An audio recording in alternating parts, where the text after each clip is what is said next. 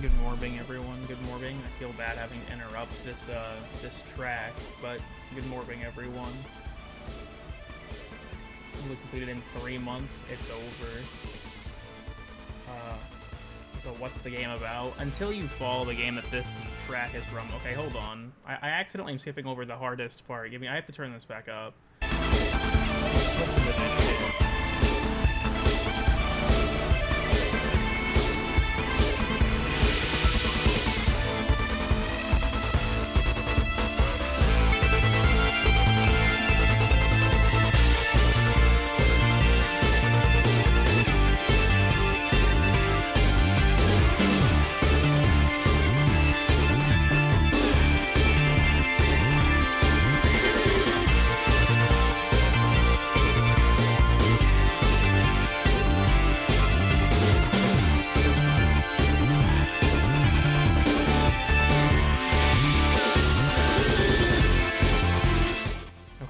Brief intermission for that. Also, if I'm too quiet, I think my microphone is doing funny things again.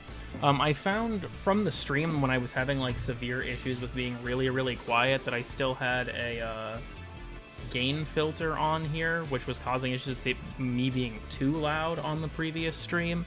So I went ahead and pulled it off in case it was causing problems. I also went ahead and put on a limiter so that I don't hurt people's ears again. But yeah, there was the Bread Deluxe, and then right after I found the Bread Deluxe 2. which went fucking crazy. So when I made the slideshow, I made sure to put them next to each other because I thought it was really funny. I have enough material saved up I could genuinely double the length of the pre-stream slideshow, and this thing is already almost 2 hours. It's an hour and 57 minutes. But I genuinely have enough material at this point I could make even, like, probably double the length compared to the music. It's a little hard to tell, because OBS shows that I'm fine, but it's difficult to say for sure, because obviously I can't hear myself. Here, let me... Can you post that? I've been meaning to, I just tend to forget. Especially because it'll take a really long time to, Oh, my mic also actually has, Okay, let me remove that. There were several limits in place on my microphone. I guess there was also a reduction in its volume. React to the Ambien slideshow live. Ambien is a prescription medication, so I can't get my hands on it legally because I haven't been prescribed it. And in the United States, I mean, I might as well fucking buy drugs at that point with how expensive prescription medications are. At least if you don't have insurance. How is your amp? He's fine, I think. Hold on, I gotta get the audio thing real quick. Rob the pharmacy, if only it were so easy.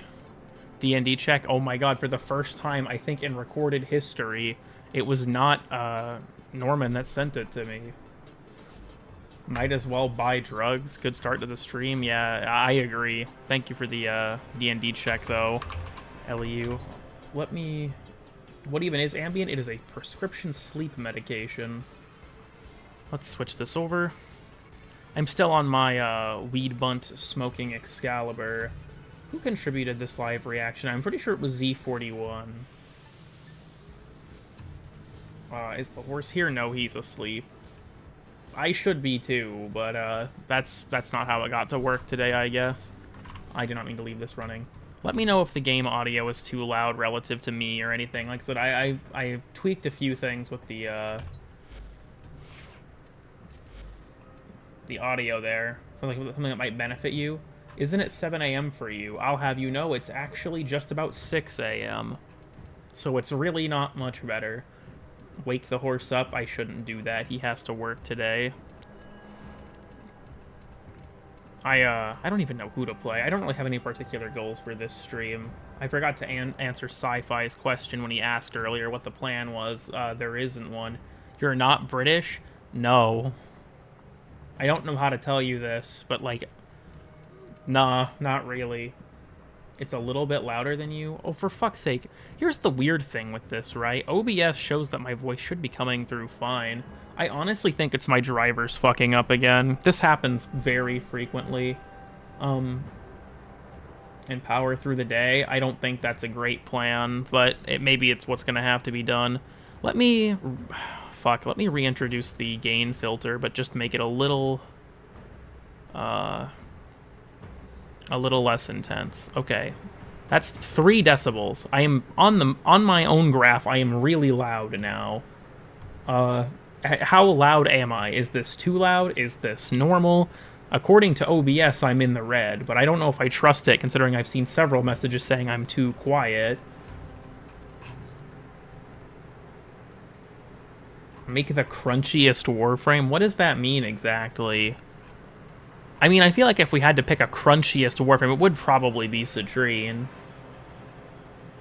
Tiny bit loud now? I hate this job. I honestly think I might end up replacing this microphone at this point. We'll dial it back to 1, and I'll meet you in the middle, 1.5 decibels. Welcome, Evelyn. I see the poop man finally got to you. ASMR Cool Kid. I actually have considered doing a joke video for an April Fool's Day or something, where I do an ASMR video where it's just me, like, explaining a concept or something.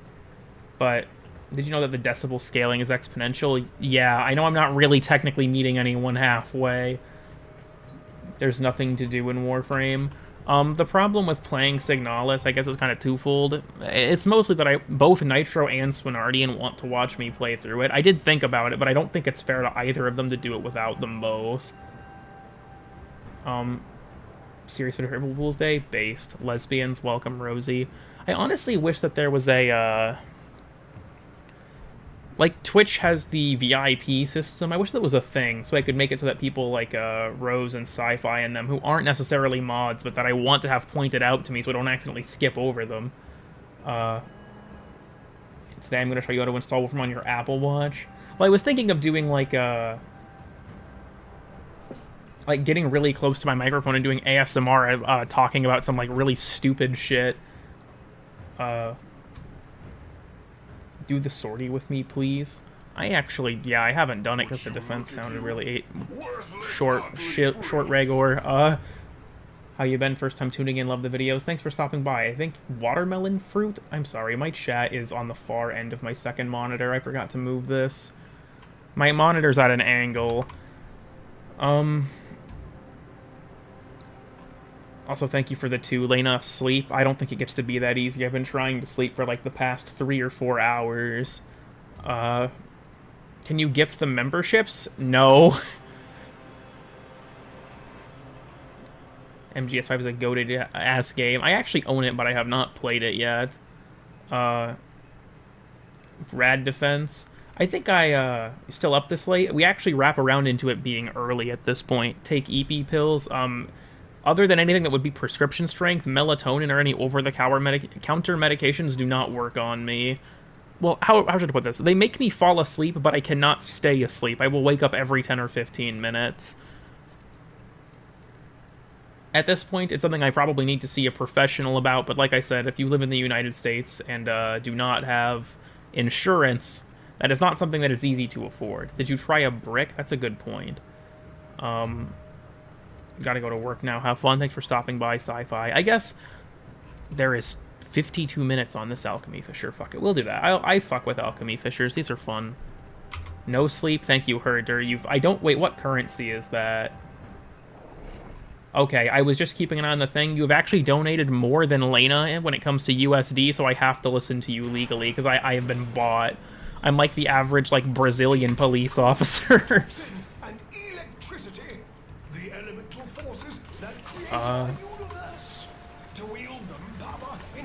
Try oxygen deprivation? That's a great idea. Maybe you try not sleeping for, like... I'm a little concerned with what your follow-up part of this is going to be, Evelyn. 10 to 15 weeks? That's true. You can't sleep a lot of the time. I am very chronically sleep-deprived, let me put it that way.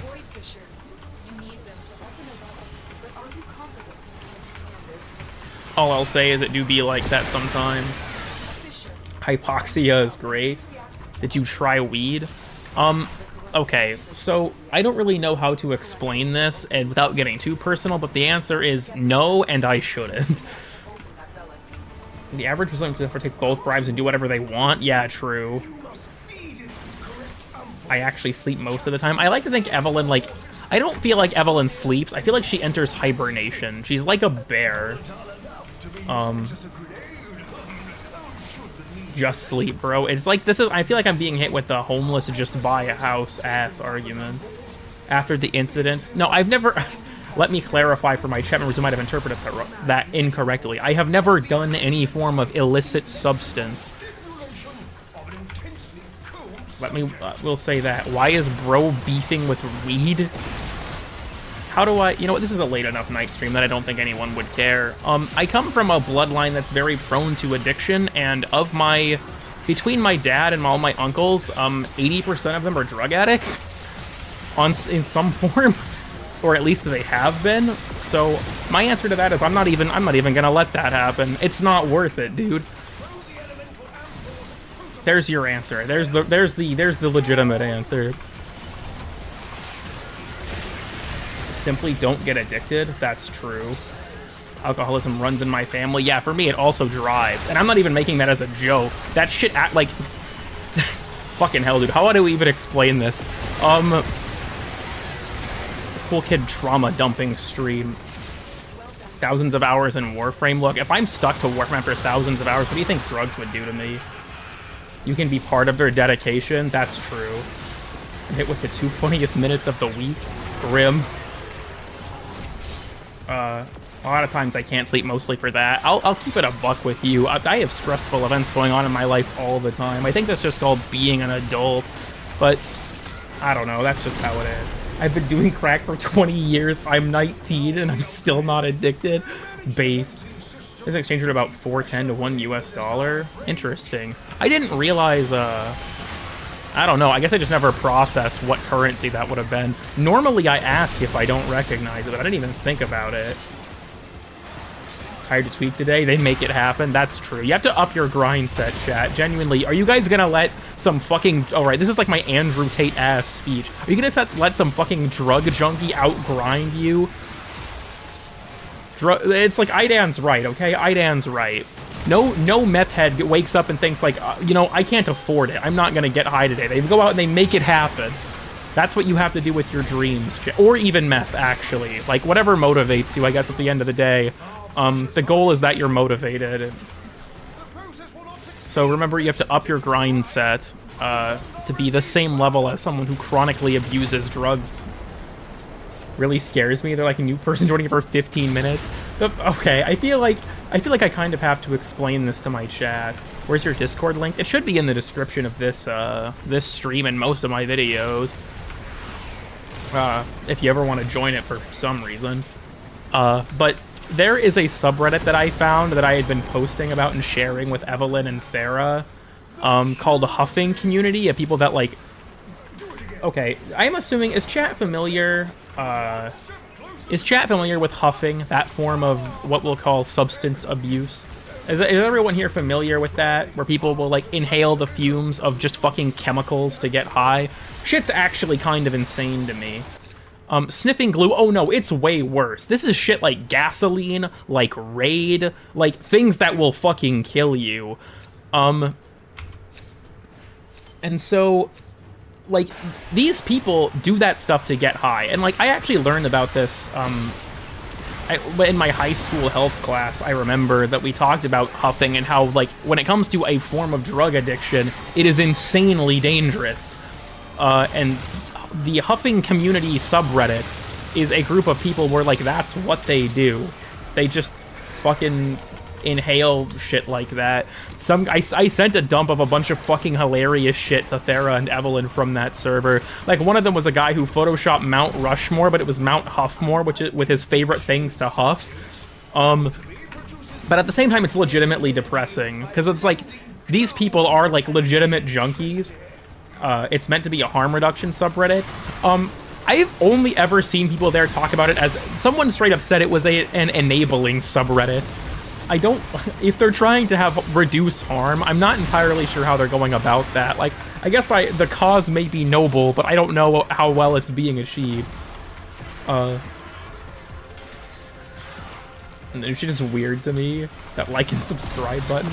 What the hell is the link at the top? I actually own that domain. It redirects to my YouTube channel. Putting them at risk? Yeah, so... Our infel's actually banned, but I mean, I guess I can see the comparison. I've been risking my rain for the past 2 weeks. In 2 or Returns, Blueprint. Risk a Rain 2 or Risk a Rain Returns. I've only played 2. I've never played Returns. Could you not do that? Okay, got his ass. Isn't much moderation there? I mean, probably not. Spraying / huffing it, yeah. She risks on my rain till I return. I wanted to get it, to really play Returns. I had sort of a Risk of Rain arc, but now that Seekers of the Storm is out, I'm really just waiting for a lot of mods to get updated. Because, like, if you want my opinion, Starstorm 2 is the best not official DLC I've ever played. 4 times this week, I'm so done with it. Is this for the mirror defense for the EDA, or just in general? Fucked after a new update. They released an update that fucked it up. They've released a hotfix that patched a lot of it. There's still work to go, but it's a lot better than it was. I wouldn't say it's completely unfucked, because there's some stuff from the DLC that is still, like, borked. There's a new enemy type called the Twisted Elite that gives nearby enemies fucking damage reflection, which in a game like Risk of Rain is insane. Why would you do that? Oh, fuck the full defense target. I genuinely fucking hate the way that defense is handled in this game, just in general, because I think enemies deal too much damage for the game mode to really be fair, but I feel like EDA specifically really highlights how fucking unfair it is. Like, this week's EDA, I actually switched and I took Frost instead of, like, I took every negative modifier just so I could take Frost, so that we could do the mirror defense. Like, I was that threatened by it. I was like, I have to have a solution for this specific mission. The only reason we won was because Phoenix also was playing with us, and Phoenix got Furus Incarnin, so they were able to actually kill things at level 80 plus. Yeah.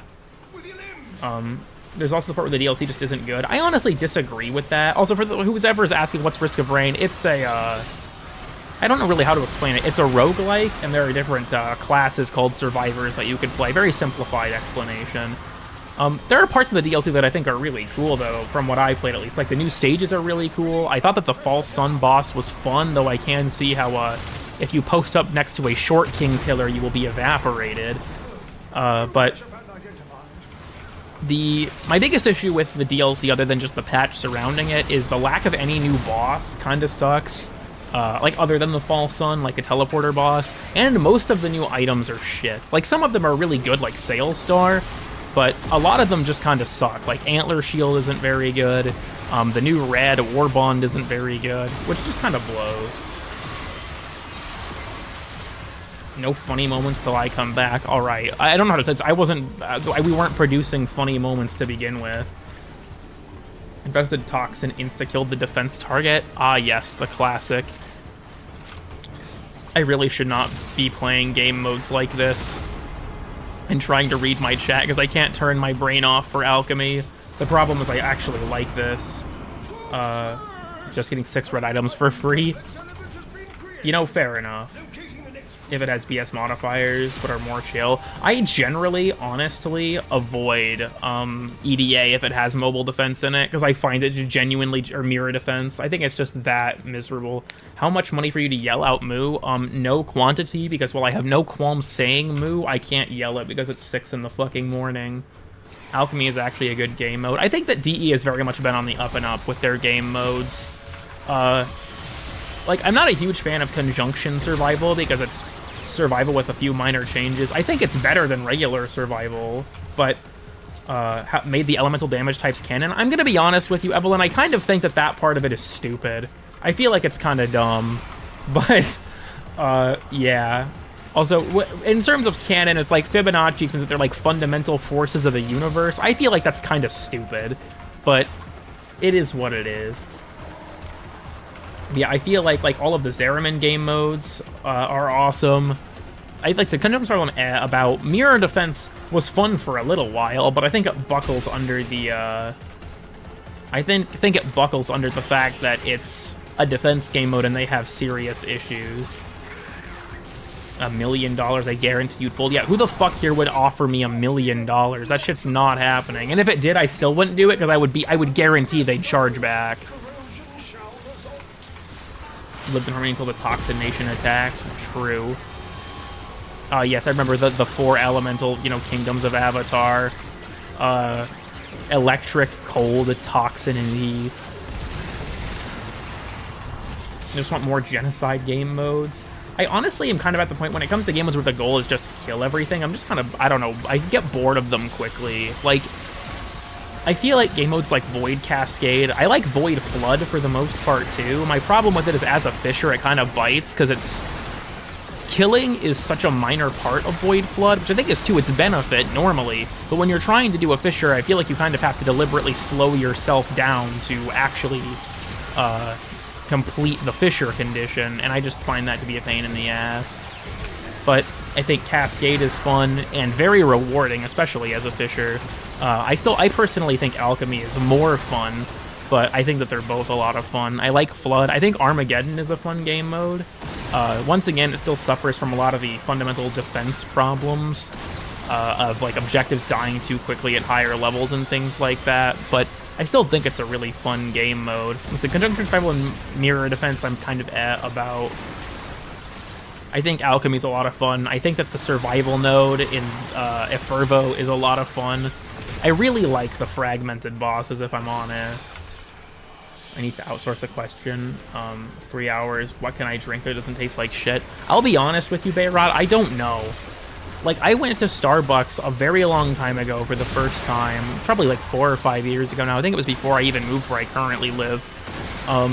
But I went to Starbucks, and I don't like coffee. So I went there, and I was like, okay, what can I get here that's, like, not coffee but doesn't taste like shit? And they had this thing called a strawberry refresher. And it was just like, okay, that sounds pretty good, so I'll get it. I got their biggest size. It was like $7 or $8. It was just water with strawberry syrup and like a few slices of strawberries in it. And don't get me wrong, it was fine, but it was not $8 fine. And from that moment forward, I vowed to never go back. Nothing in Starbucks is coffee. Here's the problem. It tastes enough like coffee that it drives me away. I know, what is it? Whenever Nitro goes there, he gets, like, I think it's called the Mocha Cookie Crumble or some shit like that. I think that's probably, you know, a decent choice. The problem is, like, he likes the taste of coffee, I don't. And, like, I'll keep it a buck. Even if things there don't really taste that much like coffee, they're overpriced regardless. 69 Starbucks in Australia, that actually kind of goes crazy. Also, Strofer, the big melee gun you're using. I'm currently using Corafel, which is Citrine's heavy scythe. Should have went to Ponpushka, if only. Y'all reckon I can just order black tea? You honestly might be able to. Here in the US, a decent amount of coffee places offer tea, but it's almost always shit quality, I'll be honest. Like, my workplace, I find it shocking that here in the US, Lipton is considered, like, the #1 tea brand. It fucking sucks, dude. It's not good. World's biggest Gatva addict. It is a banger of a weapon. Thoughts on Ascension? I think Ascension's also really fun. I hope that Kome also gives us another, new, game mode as well. The weirdest shit you've seen someone do, like, in general? That's a very broad question.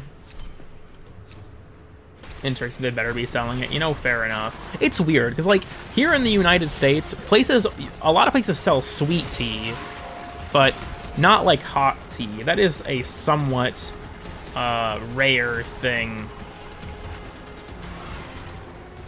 You should have seen... that's difficult to say, especially because I'm very tired and trying to call upon all of my life experiences in memory. Is a challenge at this hour. Arizona iced tea. It's not tea, but again, they make banger stuff. What tea brand do you think is the best? For hot tea, there is a brand of tea I drink called Stash. It's really good. I haven't been drinking it that much lately, but the problem is I'm incredibly lazy, and even the process of just, like, heating up my electric kettle and then, like, waiting for the tea bag to steep, dude, that's too much work. Can you recount your entire life for us, please? I don't think anyone wants to hear that. I'm gonna keep it a buck with you, Evelyn. That shit would mostly just be a combination of boring and depressing.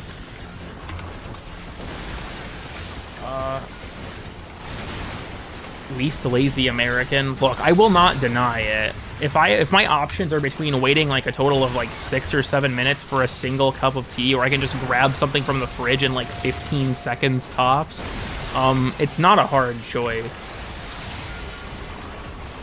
Do you think Kome is going to be a spider frame? I doubt it. I'm honestly very interested to see what, because for those who don't know, on one of the dev shorts, Rebecca said that the spider frame thing was just a Steve psy-off, but, I mean, who knows? How do you survive waiting for your toast? It's called I make other things while it's, you know, being cooked. That's the thing, is like, I'm totally fine with like home cooking and stuff. I make meals for myself pretty often, and that usually takes around a half hour, but my thing with tea is, like, if I'm doing something at my PC and I just get up to grab a drink real quick, if I have to go through that 8-minute process every single time because I drink, like, if I'm drinking something, it either sits on my desk borderline untouched for 4 hours, or I go through it every 6 minutes. RTX 3060, congrats. I'm also glad that you have a Ryzen purely because I have a vendetta against Intel for deep-seated... I don't know. Basically, I feel like ever since... I feel like my goal is to be I prey on the downfall of user benchmark. Let me put it that way. Word slurry aside, I prey on the downfall of user benchmark.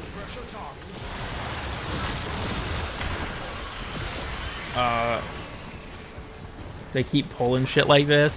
Steve just fucking around. I've honestly always liked Steve.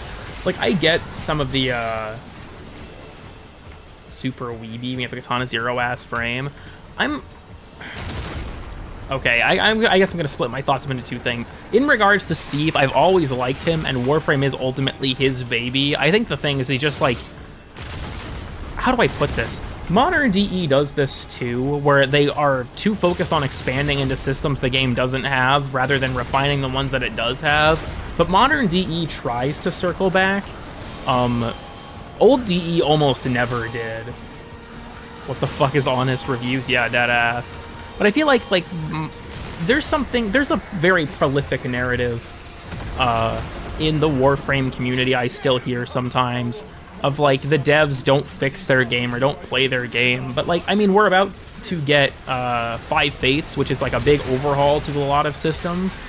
And, I mean, Abyss of Daggeth was like that too, right? Like, I feel like the statement that the developers of the game just don't care to ever fix anything is just, like, straight up fucking untrue. Dude, I print Discipline's merits in this mission. What the fuck? This is, like, the 4th one I've naturally gotten from these. Also, this is Steel Path. Where's our modular Arcwing? I'm honestly guessing DE just realized nobody cares. You are using that melee duplicate I got for you, right? Actually, yeah, on a few weapons. On this one, at the moment, no. I am using melee exposure because I don't care about the status weighting, but I do use it on a few, yeah. One of the best things that happened to the game. Yeah, I think they confirmed it was scrapped. I wouldn't be surprised. It's genuinely just not worth it for them to make, because let's be... Okay, chat, be honest with yourselves here when I say this. Would you actually give a shit if they added modular Arcwing? Like, what Arcwing content is there in the game, really? Other than Arcwing missions, it's going between Railjack objectives and the Railjack. And that's kind of it. I feel like, while there's a minority of people that enjoy that type of content, unless they were to expand Arcwing content to be more usable, that realistically, the majority of the community is not going to fucking care. Like, how often do you actually use your Arcwing? If you use Arcwings in more mission types, I feel like that's the kicker. Even in mission types where they are usable, like in Railjack, they are almost always just, like, you know, a way to ferry yourself between ground gameplay segments. Same with even open worlds, where you just go between, like, you know, objectives. I feel like it's pretty infrequent that people will use their Arcwing. Or, like, when was the last time that you guys played an Arcwing mission for fun? Like, when was the last time you loaded into an Arcwing-only mission and played it because you thought it was fun? I feel like the answer for most people is probably a long time ago, if ever. It's especially, like, don't get me wrong. If they were to go back through Arcwing content and bring it up to date, I'm fully in support of that. But to just have them release this big modular system, I feel like would not... It's not like a ZAW, right? Arcwing is a mobility tool. In its current state, yeah, that's pretty much all it is. What's a good Railjack build? I feel like, honestly, in Railjack, you can get away with a lot of shit. I played more than once. Yeah, and honestly, I feel like the big part of that is because it's good for farming the fucking cryptographic alley that you need for the Razorback cipher. Make a whole kettle / thermos. That's the thing, is that I could, but that's even more work. What's the remark about Weeby Kome? I don't know. Oh yeah, that was the other thought I was going to get to, which is basically I have absolutely no idea what she'll be like. Deep down, I hope that she's not just another blow up the entire room frame, but even deeper down, I know she's probably going to be. The last time we got a Warframe that doesn't just delete the entire room is the one I'm currently playing, Citrine, and that was 1.5 years ago.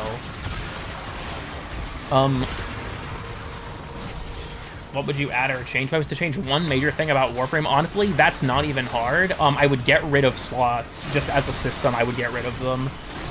If I was allowed 2 things, I would also get rid of crafting times and make things craft instantly. I mean, you all probably know I have a divisive video about my opinion on that topic. another nuke frame would be funny. Would it be funny? Yes. Would it be demoralizing because I'm just kind of getting tired of it? I would get rid of puncture damage. That's kind of based. Like, don't get me wrong. I don't, like, dislike the new frames that we get. Like, I enjoy playing Dante and Jade. I was never a huge fan of Corvex, but his augment made me like him a lot more. I like Colorvo a lot. I really enjoy Daggett. I honestly think she's really underrated. But the truth of the matter is that they all just kind of function in a fundamentally samey way. Especially with Colorvo, Daggett, Corvex, and Dante. All four of them have the same fucking gameplay loop of killing enemies in a straight line. Dante can do it in a radius around him, but because his 3 is a cone, it's easier for him to just do it that way. You see the new Incarnates? In terms of them being leaked ages ago, yes. If they made any official announcement about them, no. Instead of normal melee, I'll be honest, Arc Melee for me is in a similar boat of, like, they're going to have to make it actually good if they were to ever make it relevant again, because Arc Melees are honestly just dog shit. When even if you turn the game into a single-player game. I mean, I do generally prefer the game in single-player, but I have fun with my friends on occasion. Return of Parkour 1.0. I can only hope you're joking, because if you're being, you know, it's like Garfield, are you /J or /SRS? Because if you're not joking, I might throw up. Butt nuts. Okay, don't get me wrong, they're cool, they're just not good.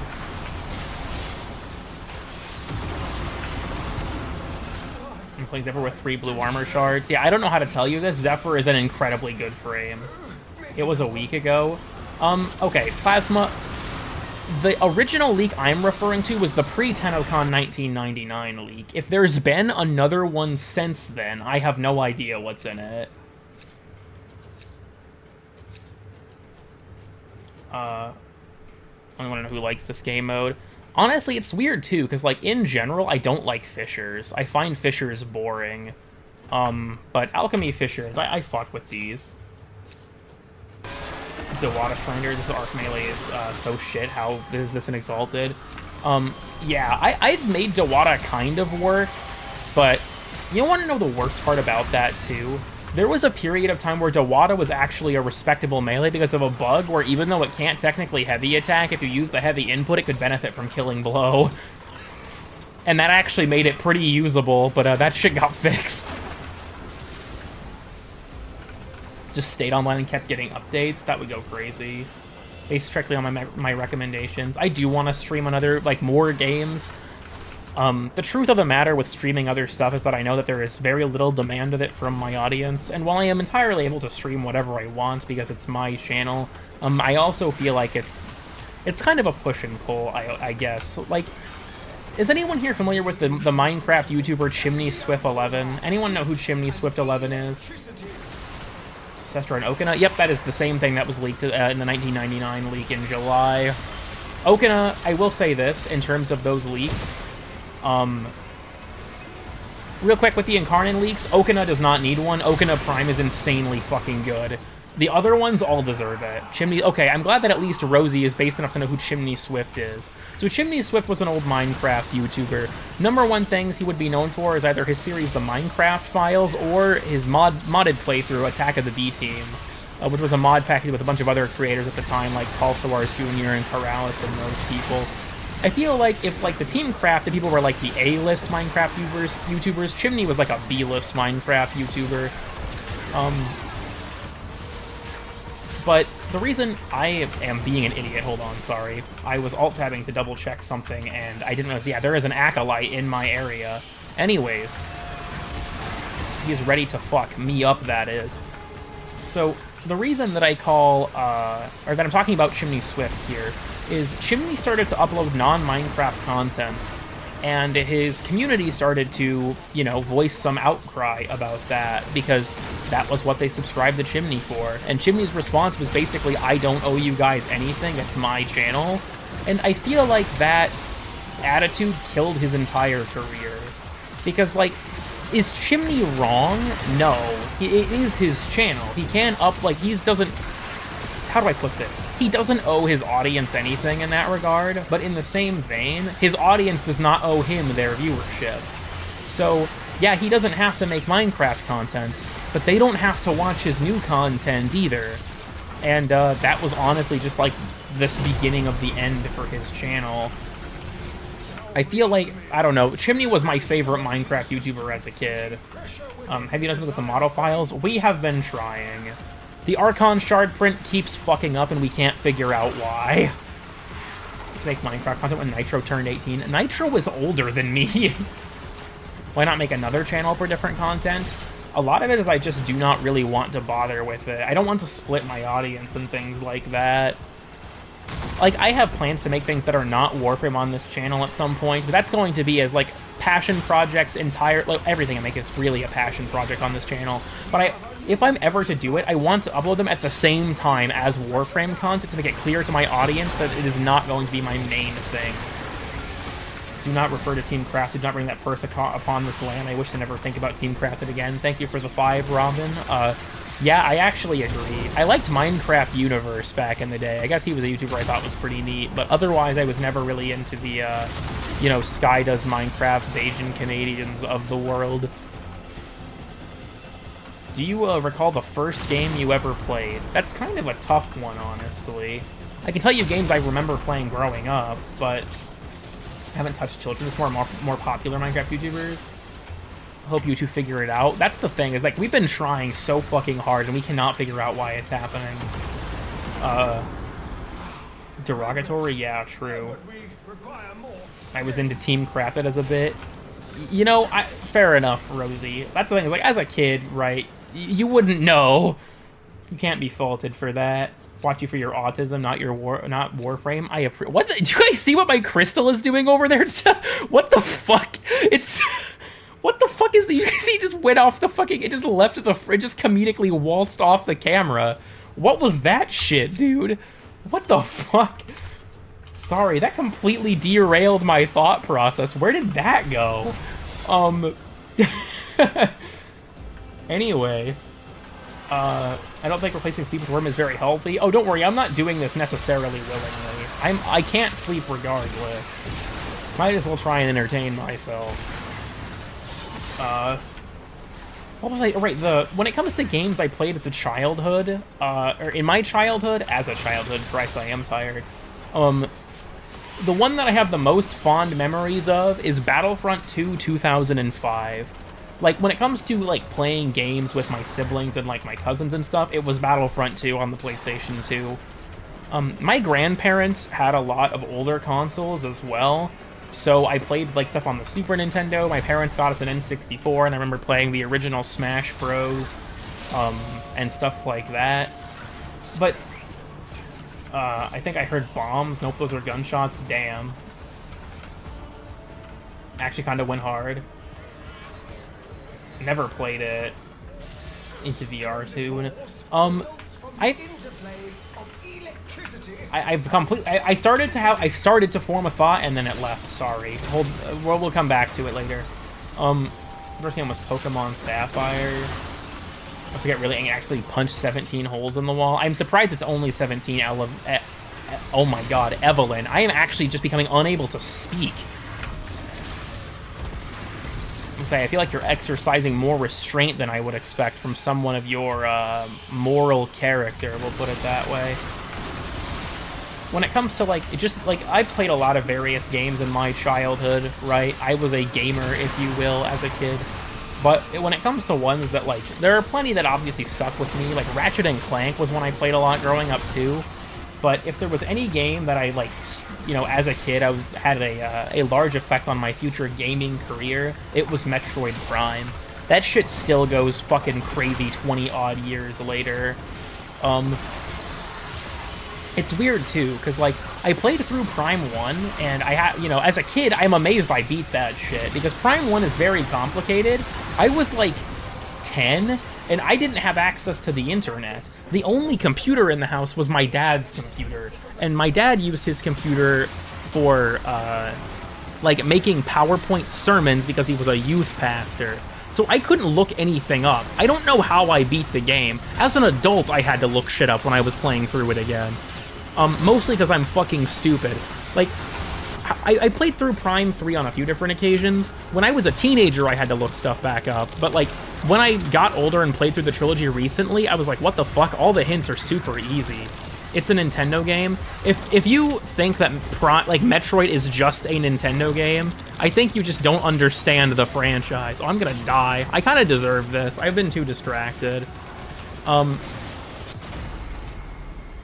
Like, Metroid as a franchise is nothing like any other thing Nintendo has. And that's one of those things where it sucks to know that Metroid sells like shit. From what I remember, I saw a statistic that Breath of the Wild sold better than the entire Metroid franchise. Every single game in the Metroid franchise. What's the best amp configuration? That's honestly based on preference, but I use a 777. Imagine playing point-and-click games in the 90s without internet then. I have played a few games sort of that style, but... is a fucking ancient reference? Yeah, deadass. The Gator Explosion channel is interesting, because that actually came from my Minecraft server, which no one in Grattler Gang was even a part of. There was this GIF of an alligator exploding that I had on my TV in my house in the Minecraft server, and it was like, I'm going to come home and watch my favorite channel, and I just like switch it on and go AFK. So people who walked into my house just saw me like locked in looking at this TV that was just a looping GIF of a fucking alligator blowing up. And then I made the Gator Explosion channel in my Discord. You have a Minecraft server? I did. It was one that was just me and my friends. That's why you look these things up. Have you played Outer Wilds at all? I haven't, but I really want to. I'm going from his shift head ass, for real. I will not take any criticism. 547 is another really solid amp combination. I think on some level it's based on preference and what you're using it for. I know 577 is a popular combination too. Really, the 7's brace in general is like the way to go for a lot of them. You've just woken up every other person in chat who's played Outer Wilds? Yeah, I'm not surprised. But desperately plead for you to play it. I have heard it is an insanely good game, so much so that almost anyone I've ever heard talk about it refuses to talk about it because it's so special, which I respect. And I honestly wish the Warframe community treated this game's story like that, because I feel like we just spoil operators to new players so liberally it drives me insane. But that's besides the point. This Void Rig is kind of fucking me up. I should probably kill him. This is my solution to a lot of problems in my life, actually. If I could actually make it up here.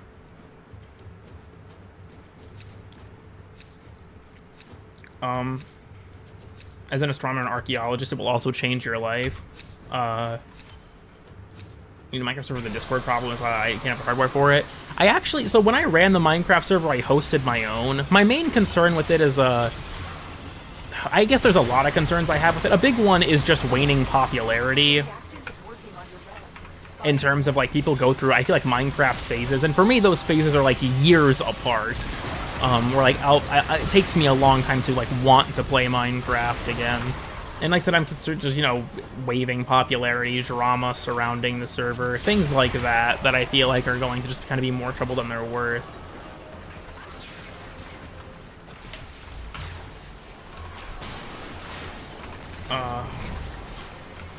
I'd be building a lot on it. My issue is I also just can't play vanilla. It just bores me. I always have to have a fucking zillion mods installed, which makes it kind of inaccessible. Bullet Sponge without specialized cheese builds, yeah. I also find it weird that he's tankier than Bone Widow, when normally Bone Widow has higher armor.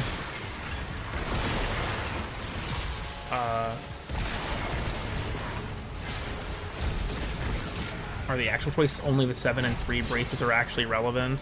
Yeah, unironically.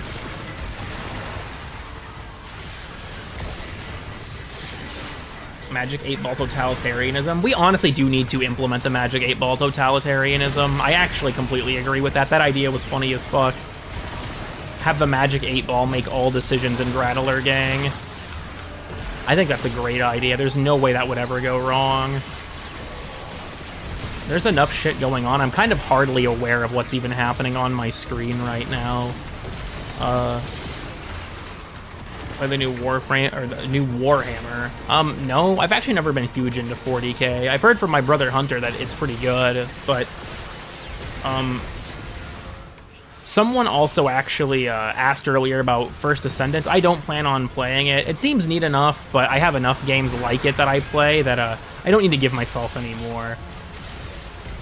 I suffer enough in Warframe. Also, yeah, for the Magic 8 Ball Totalitarianism, we had a segment during the TennoCon stream where after the cosplay contest, before the main panel, we were looking at... I actually still have it. Okay, chat, you guys want me to pull up the Enlightened Political Ideologies image again? Do we want to talk about that image again? It was a really fucking funny image. I think we had a lot of good discussion about it. Do we want to pull it up? I don't know how many people here actually saw it during the TennoCon stream. It was at a very different time than this, so I imagine a lot of you were probably, you know, like asleep or what have you when that stream actually happened. There's a tabletop for beginners, a Grim. I skipped one stream. The TennoCon stream had some weird shit happen. I'm gonna be honest with you. Bingus Prime won the Power Plat contest and everything. It was kind of fucking crazy. TennoCon stream lore goes off. Oh, that reminds me. I looked in my inventory earlier, and I apparently don't have the TennoCon 2018 armor, which shocks me because I bought every TennoCon digital pack I can remember. I just apparently never bought the 2018 one, which fucking sucks. Its armor is really cool. So that makes me very sad. Talk about breast milk again? Nah, that's still off limits, sorry. Bring up the image. I will here in a second. I think I'm going to go ahead and dip out of this mission. I've been doing the same thing on this stream for the past 40 minutes. I think you guys deserve something else. But I'll find the image here in a second.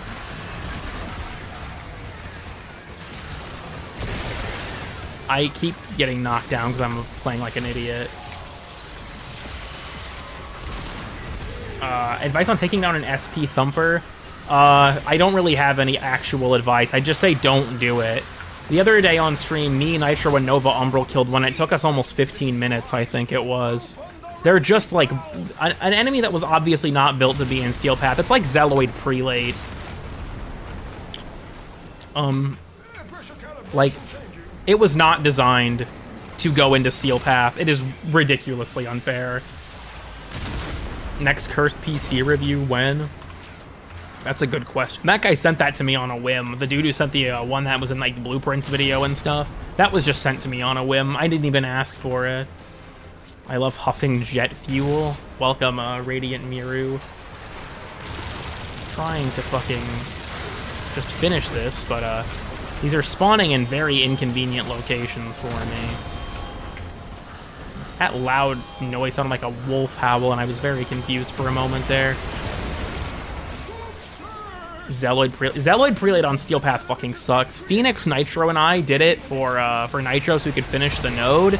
And, like, I had to crack out the Valkyr Enraged build for that boss fight. It is so shit. I hate that boss fight so much. Fast Orchestra Farmer and then Arcabex modded for Corrosive. Fair enough. Did wolf sounds now? I mean, he probably would if he was awake. The worst on SP. Oh, Wolf of Saturn 6 is another good example of a boss that was not designed to show up on Steel Path. He forgot to turn off Steel Path. True. Like, genuinely. Wolf of... Like, I remember one time Swanardian and I fought him. Swanardian was fucking Octavia and had the Stropha, and it took us almost 20 minutes to kill him. Both other people in that lobby actually left the mission. So that was funny. And no indicators.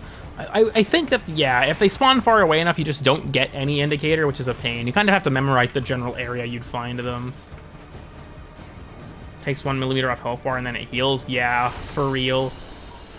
I never did any of this shit. Thank you for clarifying. Cheesed him with a Reeve. You know, fair enough. What if he was the Gulf of Saturn 6? That's an interesting idea. Maybe that would work. Maybe he would be a good boss. Maybe he would be a good boss. I have a death threat in my mailbox. Oh no, it was Corpus Battle Pay. Reeved him with cheese. Works on Thumpers? Yeah, I was actually playing Nova when I was fighting it. Did it on SP accidentally. It took me 20 minutes of continuously hammering the legs with Arcabex. Yeah, that shit sucks. I miss temporal drag. I mean, it's still in the game, Shovel. I don't think it's that efficient for him anymore, though. It does not work anymore.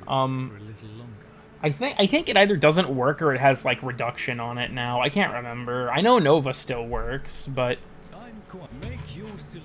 we'll just scrap these. You guys think I'm gonna get any crazy pulls on today's, like, fucking Yu-Gi-Oh! Card unboxing? Alright, you know what? What are we thinking? I could do a Duviri Arcane one. I could also do a an Eidolon Arcane one. All the other ones are off limits. None of the other ones are worth it. Yoroi. Gamble for the Energize and Profit. Pull a secret rare Snake Eye. I think I probably will. Reverse Hollow Arcane Energize. $1 more billion. I think we'll do it. I think we can do it. You know what? Here, we're gonna pull and Energize right now, everyone. Watch. Okay, actually 2 Ages isn't half bad. That's a good Arcane. You're so close to the big diamond. Just keep gambling. Just keep gambling. Dude, the amount of times I've gotten all Arcane Intentions from the Duviri one makes me want to fucking blow my head off. That shit is actually so agonizingly annoying. You know what? Fuck it. I'll just buy these sigils real quick. I've been meaning to. Will I use them? No, but now they're in my inventory, and that's all that matters. Where's the Pet Bird 3 button? If you have Creator Mode on, it doesn't show up here. Just for everyone's pleasure. Actually, if I do this in my Drifter, like, does that work? Oh, you can!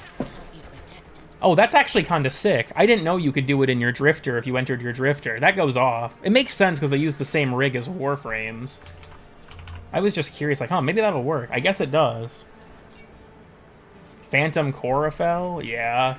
Let's go gambling. Thank you for the 20... I think that was crowns. I have to keep reminding myself. Does it work for Operator 2? I'm not sure. Here, we'll pet everyone and then I'll show the funny image. I can't forget. Are we heading out then? Not customize. What'll it be? Comfort. You know what, yeah, we can do the certified lurker moment real quick while we're doing this. I'll do Evelyn's suggestion. If you've been lurking in chat, haven't been saying much, you know, just kind of hanging out, go ahead and just type this. Just type the smiley face. I won't do :3. People get mad about that one. You can just type the smiley face to let me know that you're here and that you're alive. I gotta check on you all from time to time. Yeah, thank you all for the smiley faces. It lets me know that everyone here is, you know, conscious and sentient even. :3, there it is. The Freak of Saturn 6. Hello, Fibonacci, you big-ass fish. You're the kind of thing I'd see mounted to the wall at the Bass Pro Shop Pyramid in Memphis, Tennessee. The furry litmus test? Yeah, deadass.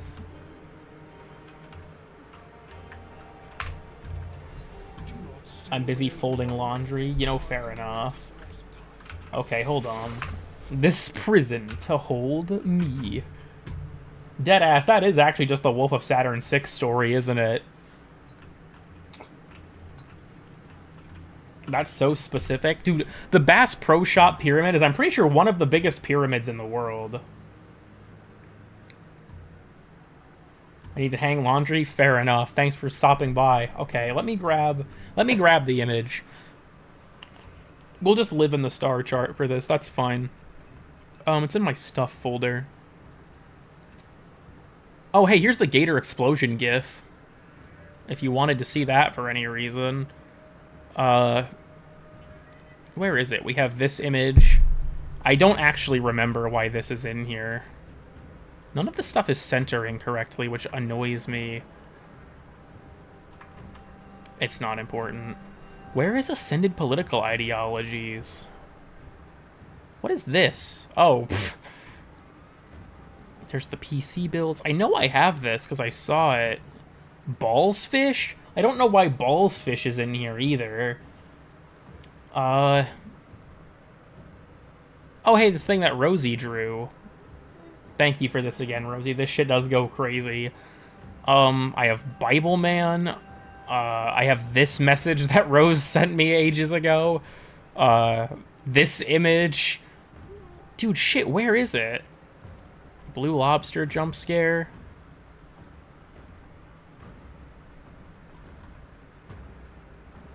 What is... Oh, yeah, that's the thing that Lucy sent me. I was like, what the fuck is Autism 369? That was the fan art that Lucy sent. I don't remember... oh, yeah, because of the autism meme. Yeah, sorry, jump scare. Where the fuck is this image? I saw it just the other day. I still have the reaction hell, too, by the way. There's so funny images on stream. I mean, I did say I was going to do it, I just forgot. Okay, so I fucking lost it. I know it was in here because I saw it the other day, which is why it was brought up. Because I saw it and was like, oh, hey, I still have that image. Where the hell did it go? Wait, is it in the... I don't actually know if I can show this scene, though. It's fine. Yes, here it is. Okay, okay. So we have a bit of a problem. This scene has nothing on it, but I can fix that real quick. Let me just... Oh, fuck. I accidentally hit the wrong audio slider there. Look, I know it's just a black screen. I'm working on it. Because I forgot... Like, I remember why I couldn't find it. No shit, it was during the TennoCon stream, so it was not in this scene collection. It was in the TennoCon scene collection. Add existing Warframe. Bonk. And then I have to resize it because I play the game at 1440. Okay. So here's the ascended political ideologies. This image, this is something else. So let me get the red arrow that I can use to point to things. We have a lot of really interesting stuff here, right? We have piss. We have circumcised enterprise, Florida man absolutism, corn dog meritocracy, infinite Amazon warehouse, Inspector Gadgetarianism, ironic Orwellianism, hippopotamatocracy, time-traveling socialism, Pringles-flavored tribalism, radical patriarchal feminism, FNAF lore specialism, librarianism, Reddit-powered direct democracy, anarcho-autism, drag queen ethnostate, Bill nihilism, poop economy. I gotta flip this real quick. Okay.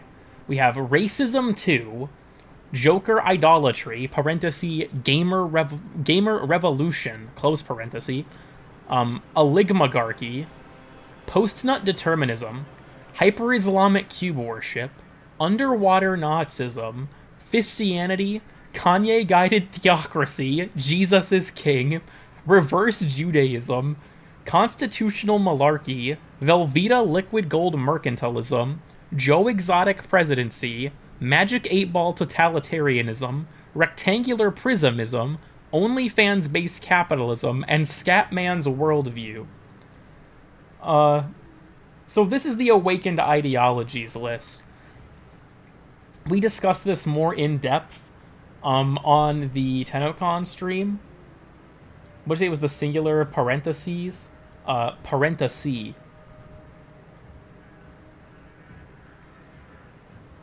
I don't know if that's the correct one. I'm just removing the S. Also, Sigma and Octantis does have a unique effect. It's that you can throw the shield when airborne. Parenthesis? I don't even care if I'm pronouncing that incorrectly. Once again, I haven't slept in like 20 hours. I don't really give a shit at this point. What's Ligma? A Ligmagarchy? Look, so Magic 8-Ball totalitarians, but here's what we determined when we were explaining it, right?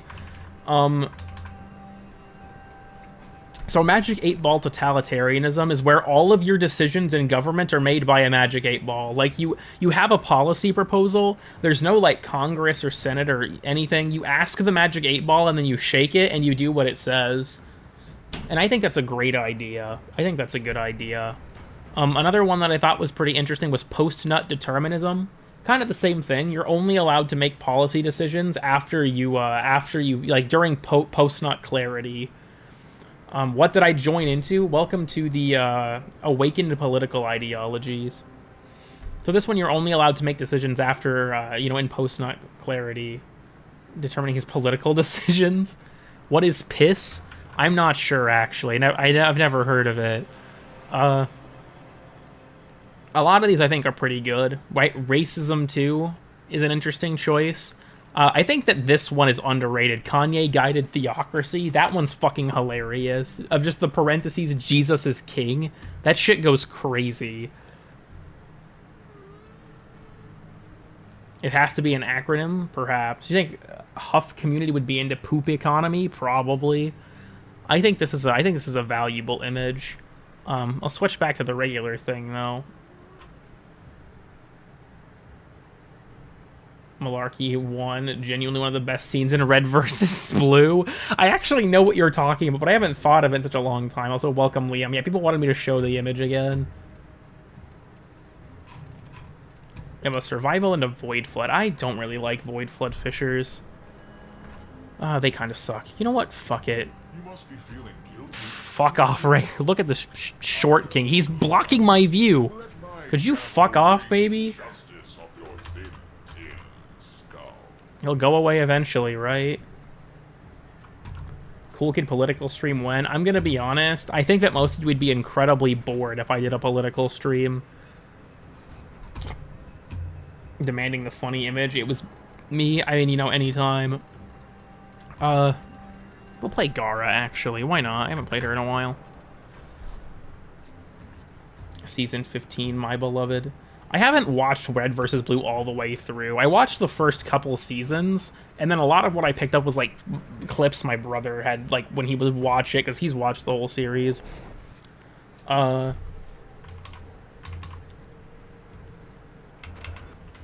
This is a mobile defense mission. Oh, right, I still have creator mode off. Whoops. I was like, why does my Lotus look, normal? You must deliver payloads. Do not dox while I'm gone. Alright, on it. I'm 5'2". Damn, that's rough. I'll be honest, I've never really understood people's, okay, I don't think Lotus is going to change back until we leave. But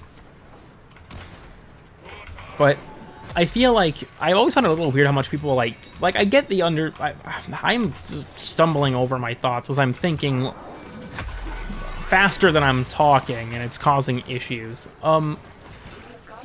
Okay, Lotus is just gone now. Alright, guys, I guess she left again. What the fuck? Almost as short as Lena. Got him. Here is a terminal. Get me in and get ready to defend. I want to be short. Please let me be 5'5". I guess the point I'm trying to make is I find it interesting how much value we put on height. I'm 5'9", and it's never really bothered me. People will joke I'm short. Like, I mean, that's not even true. But, like, even if it was, I just, like, I don't know. I don't care. I make fun of people for their height because I think it's funny. But, like, if being legitimate about it, like, rejecting a romantic partner based on their height or something, damn, man, that feels kind of shallow to me. I mean, everyone's entitled to their preferences, obviously. But, I don't know. I don't personally get it. It's like sort of hitting my head on things. You know, that's fair.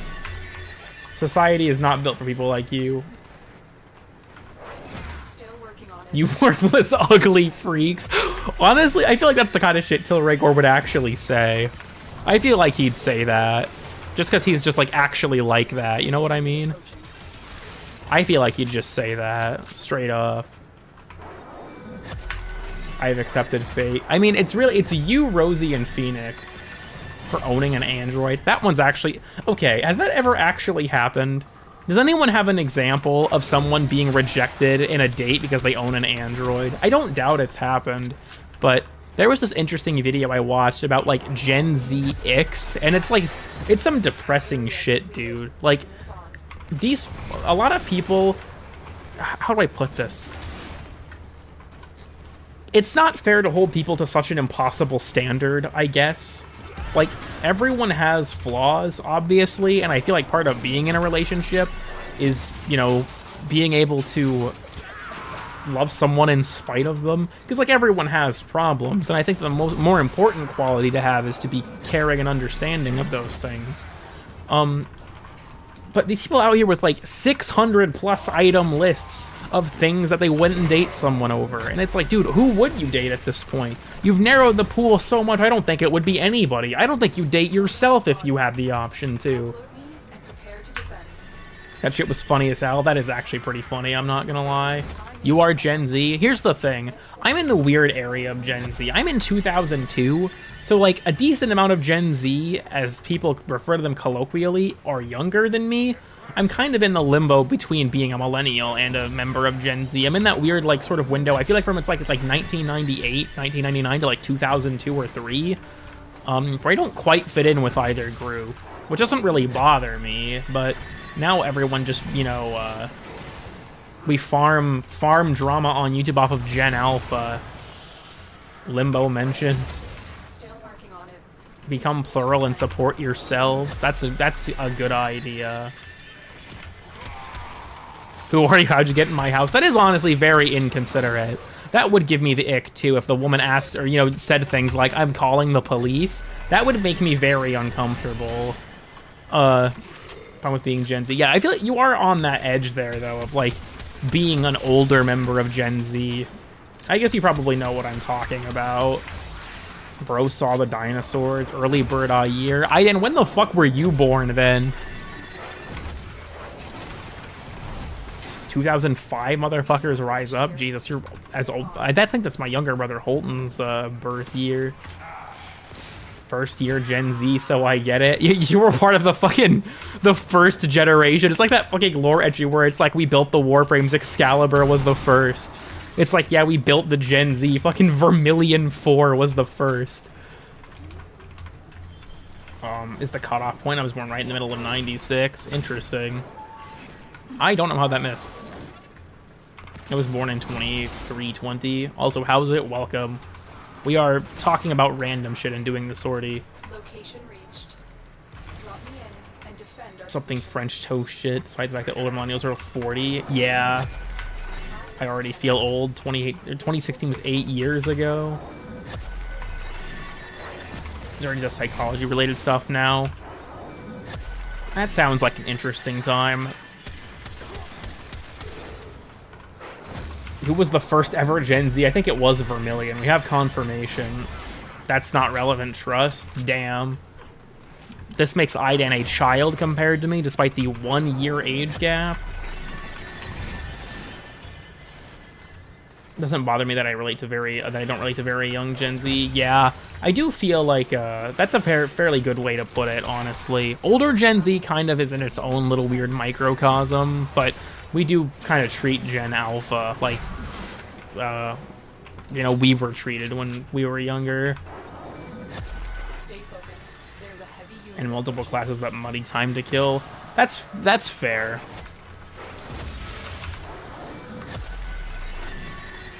Bro saw the meteor, deadass. I got a banana now. Holy shit. Wukong reference. I love playing the game as Gara by doing this repeatedly. Could you fuck off, maybe? If you would stop teleporting, thank you. Mission complete. Lotus is gone. You are surrounded by Grineer. I hate Wukong. Last normal one's on mindset. I mean, there's plenty of younger Gen Z people I know that don't, like, bother me. Making another one of those. Grim.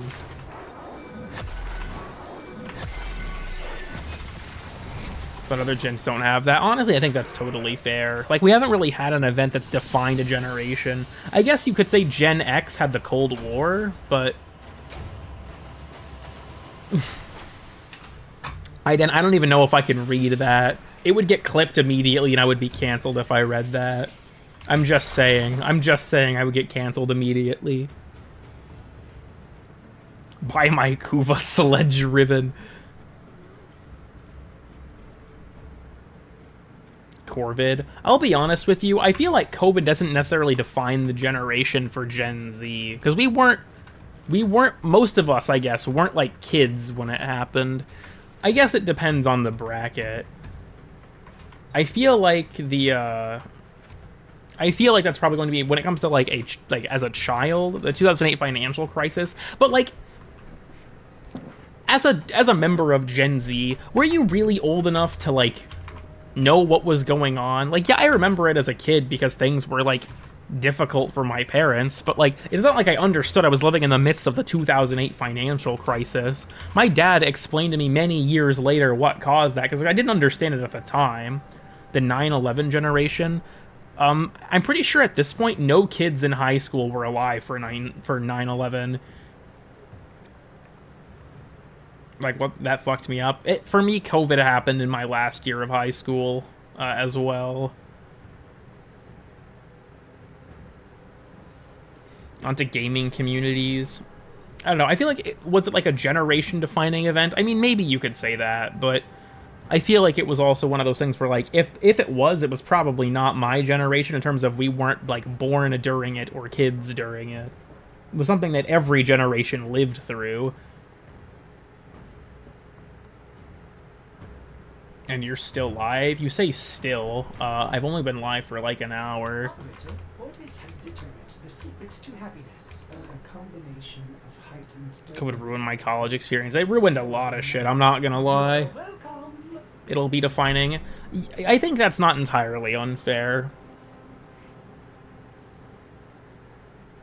In the world, yeah. I heard that Australia's COVID measures were something else. I assume we had no money. Yeah, there was no money left in the world. It was all gone. There's no more money, period. Gamergate and its consequences. Gamergate caused COVID, actually.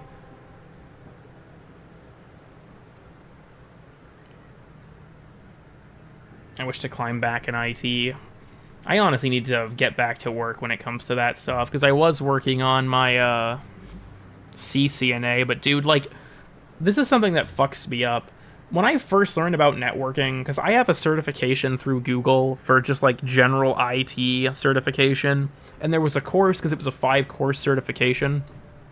One of them was about networking, and the networking course that Google did was really fun, and I wanted to pursue the certification in that, but every teacher for the CCNA I've ever found makes it so fucking boring.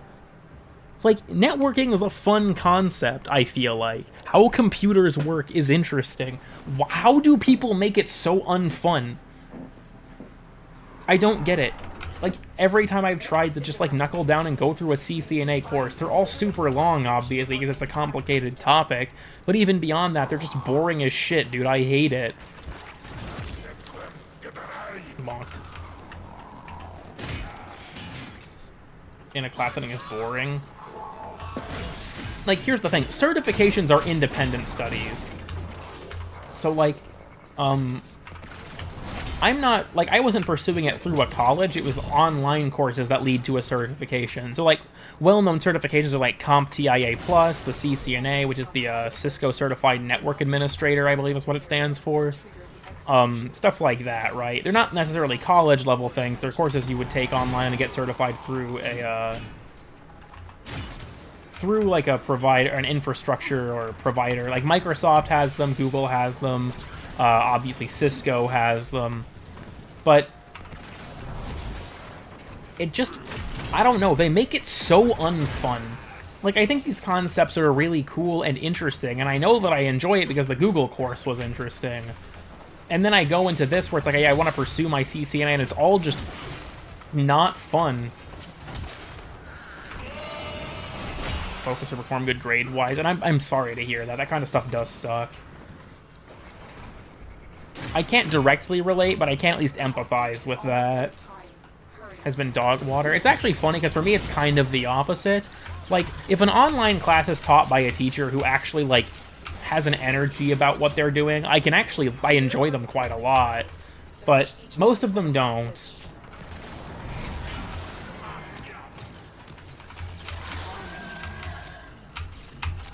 I forget I can't just use ciphers. I can't crutch.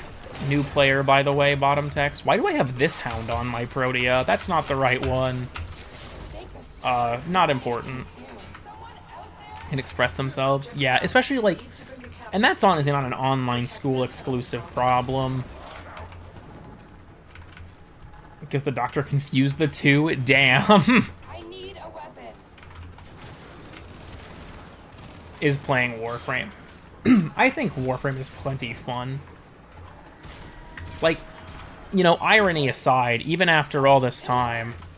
Oh, wait, did they just do a fucking 10,000 IQ play on me? No, they didn't. I thought they locked me out of the room the hostage was in.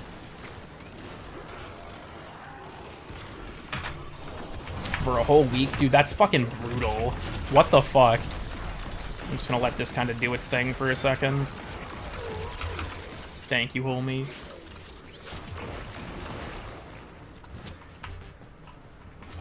Anyways, the poor hostage is that, you know, he's on his deathbed at the moment.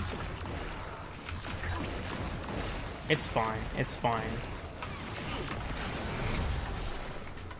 But yeah, the point of what I was trying to say was that I feel like a lot of teachers just, like, hate their lives and their jobs, and they make learning not fun, and I don't want to do it.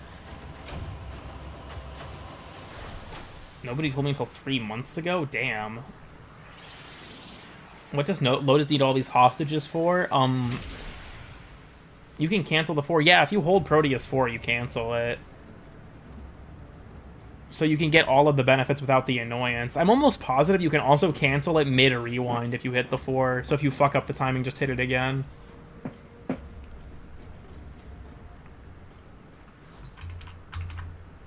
So sorry, like I said, I'm very tired and I'm struggling to keep up with what people are saying because I am an idiot. Shuffling some things around. Okay. What was the last mission again? Oh, right, it was the fucking energy reduction defense. Dude, that just sounds, like, so ass. That's the kind of thing where it's just like, do I really want to do this? You know what? We'll just avoid the modifier. That's fine.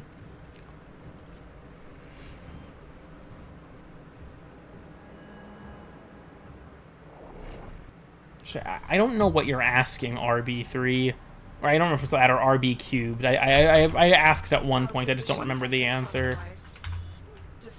Energy reduction sucks in general. I can't disagree with that. But awake by 6? I don't think you understand. I've been tired the entire time.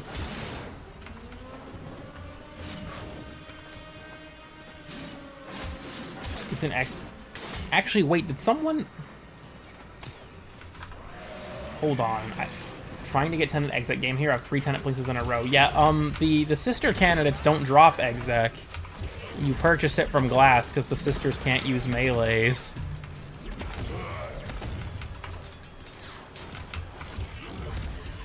Not responding to this, so I'm raw dogging life. I know what that's like. Wait. What the fuck? Wait. Warframe cryopod? This is a sortie defense. I was going in expecting to be defending an operative. Why was the cryopod there? The fuck? Am I tweaking? I know I've done sortie defenses with operatives on this tile set in the past. Did it change at some point, I wonder? Would you look at you? Worthless, ugly freaks. Yeah, shut the fuck up. I already know.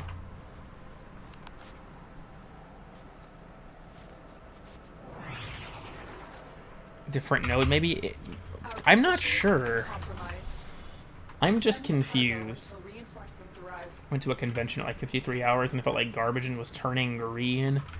You know, fair enough. Cut my hair with clippers. I mean, I guess you could. I'm starving for energy. Clearly incapable of looking at anything through the... Yeah, dead ass. Would you look at you? Yeah, are you able to? Someone get Mr. Rager the step stool.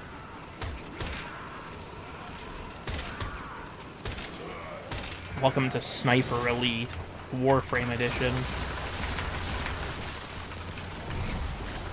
I'm gonna start playing this game like Ghost Recon.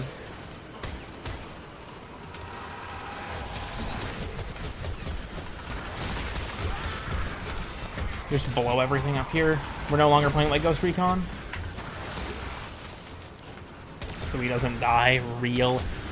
I just don't enjoy PET. I don't think that she's hard. I just think she's boring. So I can reach the upper shelf on the store. Grim. I'll be doing it that now while watching the stream. The fuck? Till Gregory? We need a game theory on this? That's true. Great observation, Alpha 1. What does this mean for the FNAF lore-dom? I love Ghost Recon. Actually, Aiden, if you're still here, have you played much of Breakpoint? I actually was playing a little bit of it with Nitro the other day, and I honestly think Breakpoint is a lot of fun. I get why there was a bunch of shit around its release because of the like gear score system and things, but the addition of the immersive mode made the game really fucking fun. My problem with when it comes to Breakpoint is that I am an idiot and I will never play the game not stealth. Like, going in guns blazing. Nah, I'm not playing this game like a third-person cover shooter, bro. This is my... Like, secretly, Breakpoint is just Splinter Cell. That's how I play it. I just play it like Splinter Cell. I equip Echelon, and I play it like Splinter Cell. You want to play Tekken 5? I don't know. This is a D's Nuts joke, isn't it? There are several ways. There are several ways this could be evolved into a D's Nuts joke. Max out like 5 classes and I'm halfway on the 6th. I haven't gotten around to maxing any of them because I've just been like playing the Conquest mode and like focusing on the DLC stories and things that I was doing. So I don't actually think I even have 100 hours. What the actual fuck? What the hell? Dude, what the fuck is going on in this mission? Well, we found the operative, guys. What the fuck? Bro? Also, yes, I know the floor is gonna break. It doesn't matter. My globes are useful now, and if they're useful later, I'll just make new ones.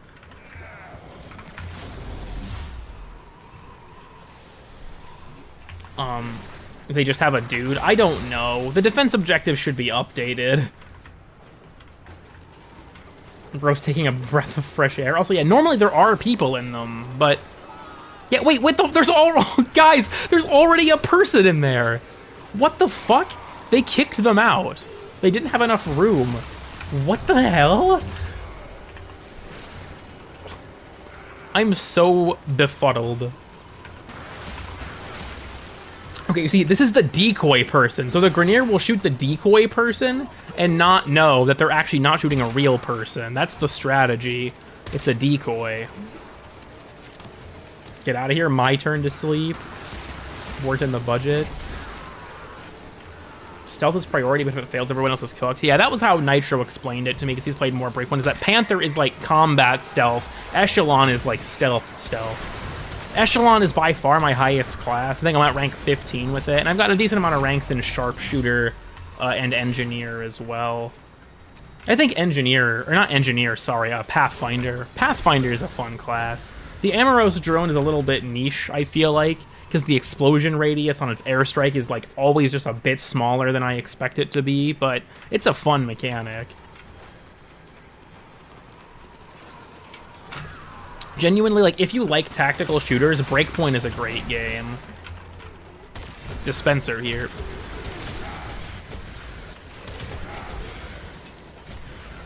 I'm gonna go Vanishing Twin Syndrome and killed herself. Okay.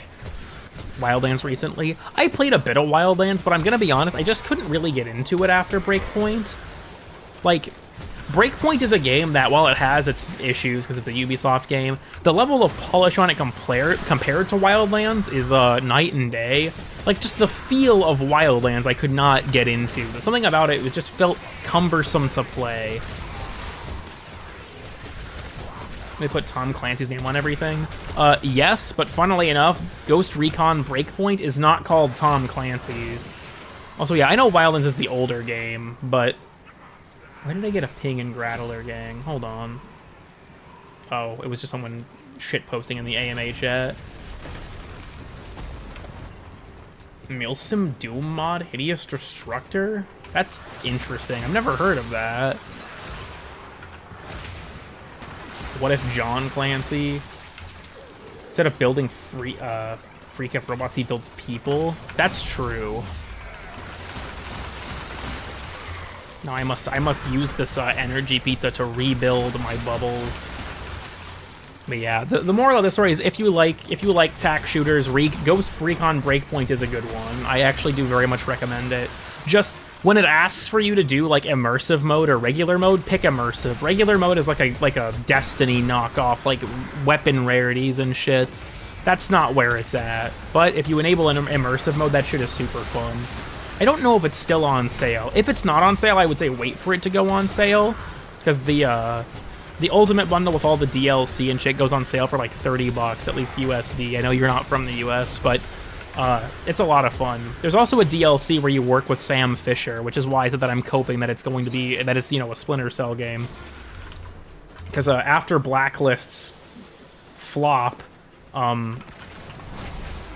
Ubisoft just rejects Splinter Cell. The other one's like, oh, Conquest is like The Division? That's interesting. I've never played The Division personally. Conquest is really fun too, where you have to, basically there are regions of the map that are separated, and you have to complete destabilization missions to, like, reclaim them, and then when you reclaim enough in an area, you have to fight a boss who controls that area. It's pretty cool. Rainbow Six Siege is in, like, a mission? I believe so, yeah. I'd recommend Devil May Cry 5. I actually have beaten DMC 5. That game goes hard as hell. Being 959 CAD in Canada. I just think that's funny. The PS5 Pro is just an example of like a worthless product. There's fantastical games. I'll have to keep that in mind. The world of tac shooters is honestly a weird one. Oh, the gear score mode? Okay, that makes more sense. Bonnie is Volt, Foxy is Zephyr is... Oh, okay, I was reading that weird. Interesting take, Pink. I think you might be onto something.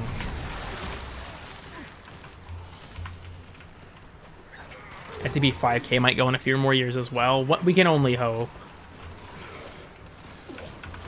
Yeah, when it comes to tac shooters, like, I played Ready or Not. Ready or Not would be fun if the AI wasn't still fucking insane after all these years. Like, I'm sorry, Ready or Not developers over at, what is it, Void Interactive? But, like, so there is a mission. There is a mission in Ready or Not. We have to take a cult leader captive.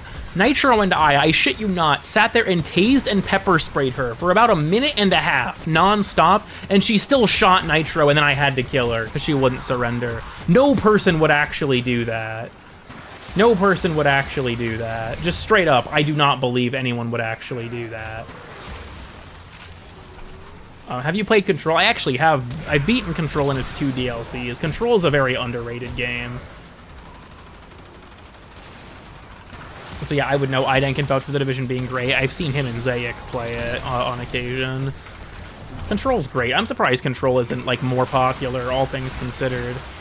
Especially considering that Alan Wake is such a big thing, and it was made by the same people. I think we can still shoot after all that. Like, genuinely, Ready or Not's AI are just, like, fucking nuts. Like, they have no self-preservation, and they just refuse to surrender a lot of the time, and it is insanely annoying. From the other side of the building with perfect aim, dead ass. Delivering narrative. I haven't actually played any of the Alan Wake games, but with how well-renowned they are, I would have expected Control to perform better, but I don't know. I feel like it just kind of went under the radar in a lot of ways.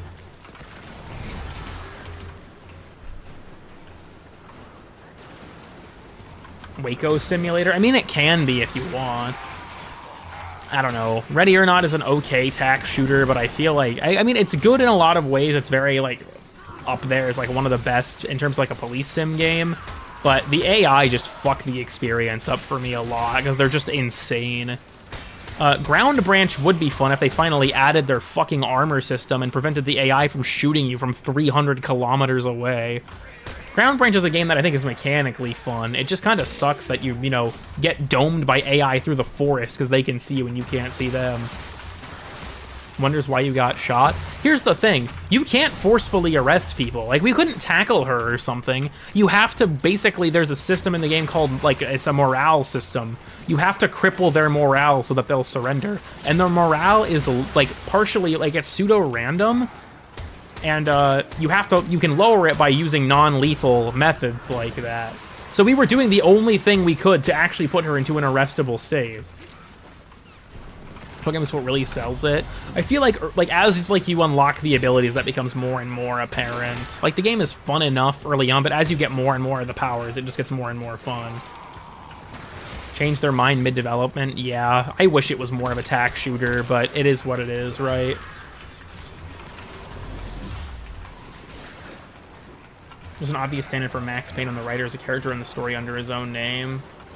Primary inspiration for Alan Wake 2 was House of Leaves, and if you know that, about very bold thing to say. That's actually interesting, because I do know about House of Leaves. Because when myhouse.wad came out, House of Leaves was a big inspiration for it, too. It's interesting how, like, huge of a cultural impact House of Leaves ended up leaving.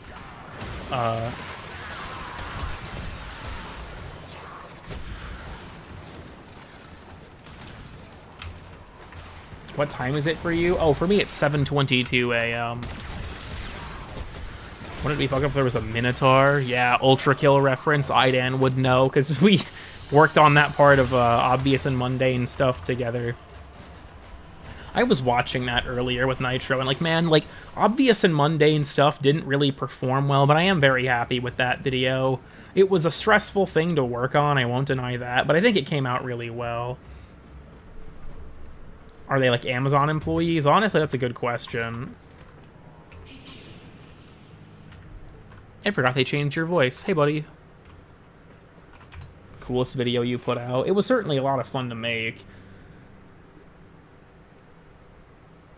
Big cultural impact right now. Everyman Hybrid was some crazy shit. Thank you for reminding me it exists.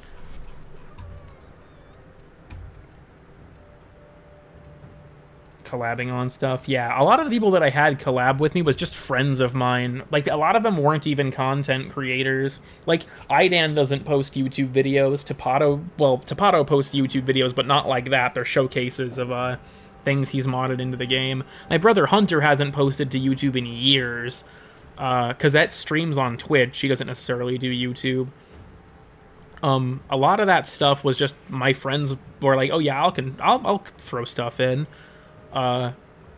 Some of them edited their own segments. Some of them, like, I kind of partially edited them, and then some of them I made completely by myself. Called Jun Kazuma. That is the name of Jin's mother in Tekken, and a part of the plot is that Jin and Jun are half angel. So that's why. I have plenty of references in here I could explain if anyone wants to know them. And then you have ones like this that are just lame, but that's besides the point. You know, we'll work on it. Operator, the sentients are not laughing at my jokes. Yeah. Do not explain, Asena. You know what? Fine. I won't. If I may say, Operator, your chosen Warframe suits you. But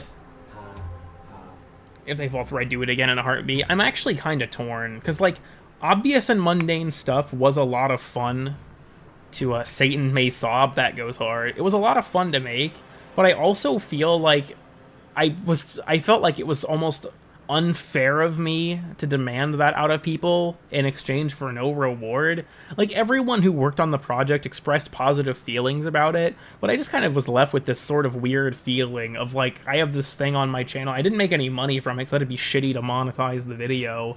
But I had this thing on my channel with all these people's work, and they didn't really get anything out of it in the end. And it was admittedly just a stressful project to work on, because I had a lot of, you know, people submitting things pretty last minute, which was to be expected. I worked on 3 of the segments in addition to my own. I completely made Nitro's. I edited all of his audio and stuff. I completely made Cazette's, except for, like, Nitro and Cazette gave me their footage and their voiceovers, and then I had to edit it all together. And then Idan, I believe, edited his own voiceover and did most of the footage, but then there was something going on. I can't remember what Idan, where I had to get the rest of it. And, like, it wasn't an issue for me to work on those things. I offered to, but it made the workload, you know, it was a little bit stressful when things were, like, so last minute and I was working on those projects. I was a very different person after finishing it, as much as one can finish House of Leaves anyway. Yeah, that makes sense. I haven't read it, but I need to. I came out as a racist. You know, I've heard Valorant has that effect on people. What should we do? I'm kind of just here. You know what? Actually, we're going to do something purely for fun. No incentive for this outside of doing it for fun. It is mandatory. Yeah, I actually did hear from Power Pack did his video on my house, and in that video he talks about how House of Leaves is a book that is very, very difficult to read because it pushes the boundaries of its medium, and that like you can't read it digitally. It will not make sense.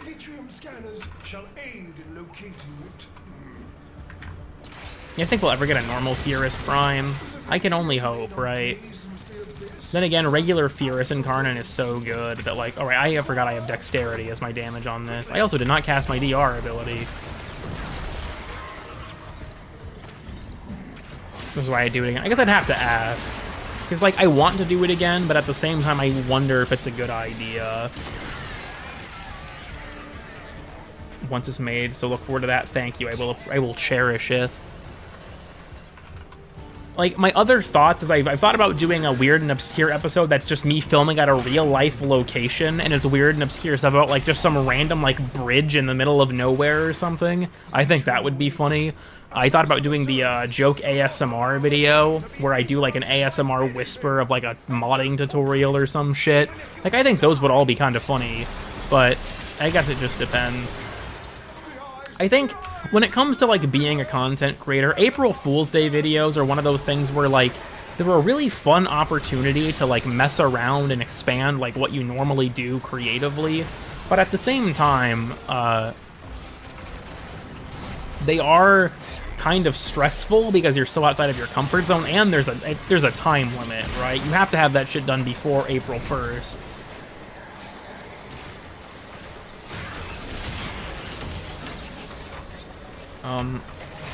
That ties into its themes. That's actually really interesting.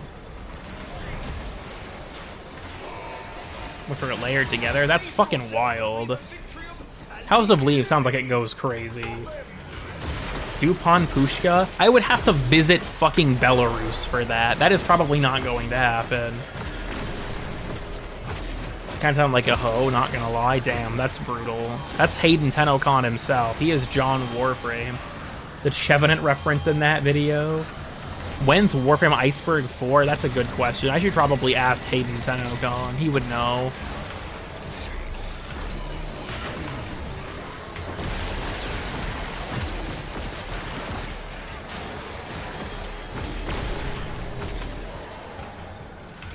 Will be more soon. Yeah, I'm saying I know Rosie is probably gonna have some more Yu-Gi-Oh things on her own channel, which I will watch as soon as they come out, because they go hard.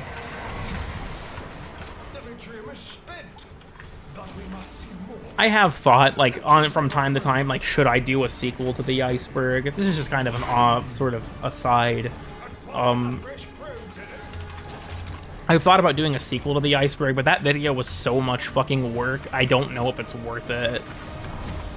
Like, would it perform well? Yes, but I feel like on the one hand, it kind of feels like it's selling out in a way to make a sequel to a video like that. And then even just beyond that, could I withstand? Like, the first Iceberg video took 5 months to make. I probably could have done it faster, but I would say it would have taken me probably at least 2 start to finish, so I worked on it, like, really hard. Need more BioShock in my life. If I do another, like, obvious and mundane stuff, I feel like I used up all of my potential humor on the first one. Like, I'll tell you all this. When it comes to being funny, doing it as a spontaneous, like, spur-of-the-moment improv thing and writing comedy are 2 very different skills, and I'm not good at writing comedy. Also affected on the assassination circles? I don't actually know. You just put the entire game in that tier of the Iceberg? That could honestly go off. I think it's a good idea, Rosie. I could do that. It's funny to talk about it, like, I don't know if I could handle the workload of another Iceberg, and yet the video I'm working on right now has been so difficult that like, to put this into reference for everyone, I've spent a total of like 4 or 5 hours working on editing the audio, and I still have about 50 minutes of audio left to edit. The next video, I'm guessing, is going to be probably in the ballpark of an hour and a half to 2 hours. Me pulling up to the second day of high school. You know, yeah, real. I could activate the other one, but I'm just not going to bother right now. The next video, I'm going to warn you all up front, is going to be rather light on the visuals in comparison. I'm making something I kind of anticipate people will just have on, like, you know, in the background while they're doing things, or as, like, second monitor content, but I can't put, like, an insane amount of effort into the visuals. I feel like, one, it's honestly not necessary. Most of it is me talking about things that you just need to kind of absorb, but even beyond that, I feel like it's one of those things where, do I really want to put in the effort if no one's going to actually watch the visual component of it? What is this fucking waypoint doing, dude? What the? Oh, okay, hold on. I'm just going to use the mini-map. Goon Kid yapping session. Background has been for a month straight. I'll be honest, like, I've rewatched a few parts of that video, and there was parts of it that I actually kind of, like, thought about, like, why did I stop doing these things? Like, there were certain on-screen gags and stuff where I watched them and was just like, man, why don't I do that anymore? And honestly, thinking about it, that's a good question. Why don't I do that anymore? Like, for all of the iceberg's faults, because it does have many, there were parts of it that were good. I feel like, I don't know, like, on some of, like, kind of just abandoned a lot of it because I'm kind of in this state of being sort of disillusioned with the iceberg, I guess. Like, part of me resents that it was so successful when I think that the production quality of it is just so bad. But at the same time, I feel like I had this moment of reflection of, like, there were still parts of this video that were good, even by my own standards. Damn, I used to be funny. I think that I've had parts of my modern videos that are still funny or hold up well enough, but I think the main thing that hit me was the on-screen gags. I just feel like I don't do enough anymore. Like, watching some of my older videos, like the animated stuff especially, like in the status tier list, there was a lot of on-screen animated graphics that I fucked around with, and I was like, why did I ever stop doing that? These edits took, like, no time to make, and they honestly added, like, a character to it that just feels like it's lacking now. I feel like I need to get that figured out. Like, knuckle down and be like, okay, how do I want to approach these kinds of things? Because I do think that they work. I just kind of, I don't know. Admittedly, there is also just the element of, like, I like the joke that you're dating a man, real and true. There's modding tutorial when to be determined. A lot of it too is admittedly there is a pressure that I experience with YouTube to release things in a certain time frame. Because, like, I get, like, this used to not be the same, like, how I was, but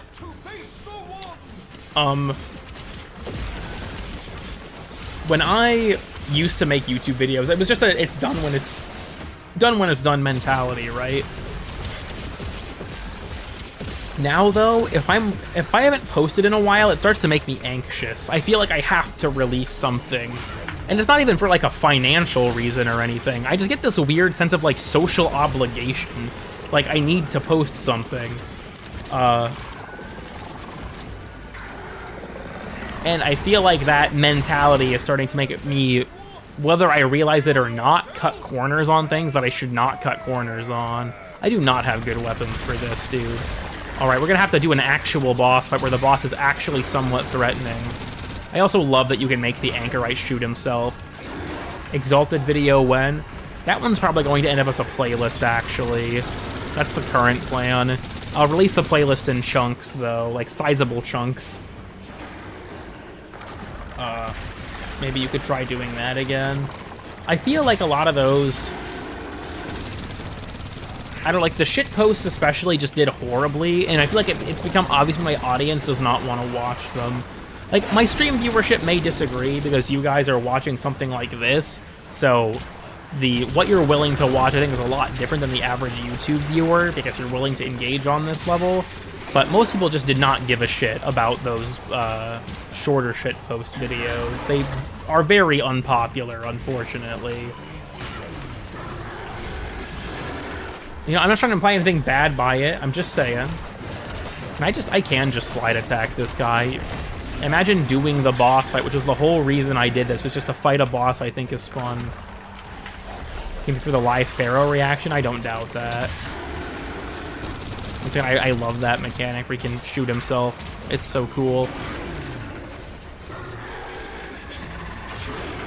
If you went back to sending memes in the community tab, I haven't done that in ages. That's a good point. The last one I did was probably the lean posting one, wasn't it? Make shit posts that you delete a week later. That's so unfun though. Like I hate FOMO type shit. That's like why all my VODs are in a playlist and stuff. I think you should be able to watch pretty much whatever I make whenever you're able to watch it, right?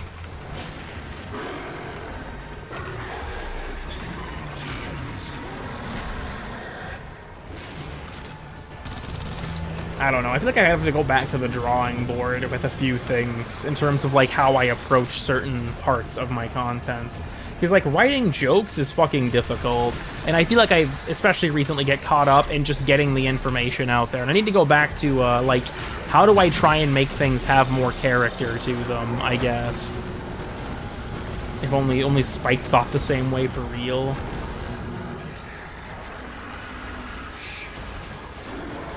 So I appreciate that, Lena. The unfortunate reality is, people that think in the same vein as you, as like, I don't care what Cool Kid posts, I just like watching Cool Kid videos, are in the overwhelming minority.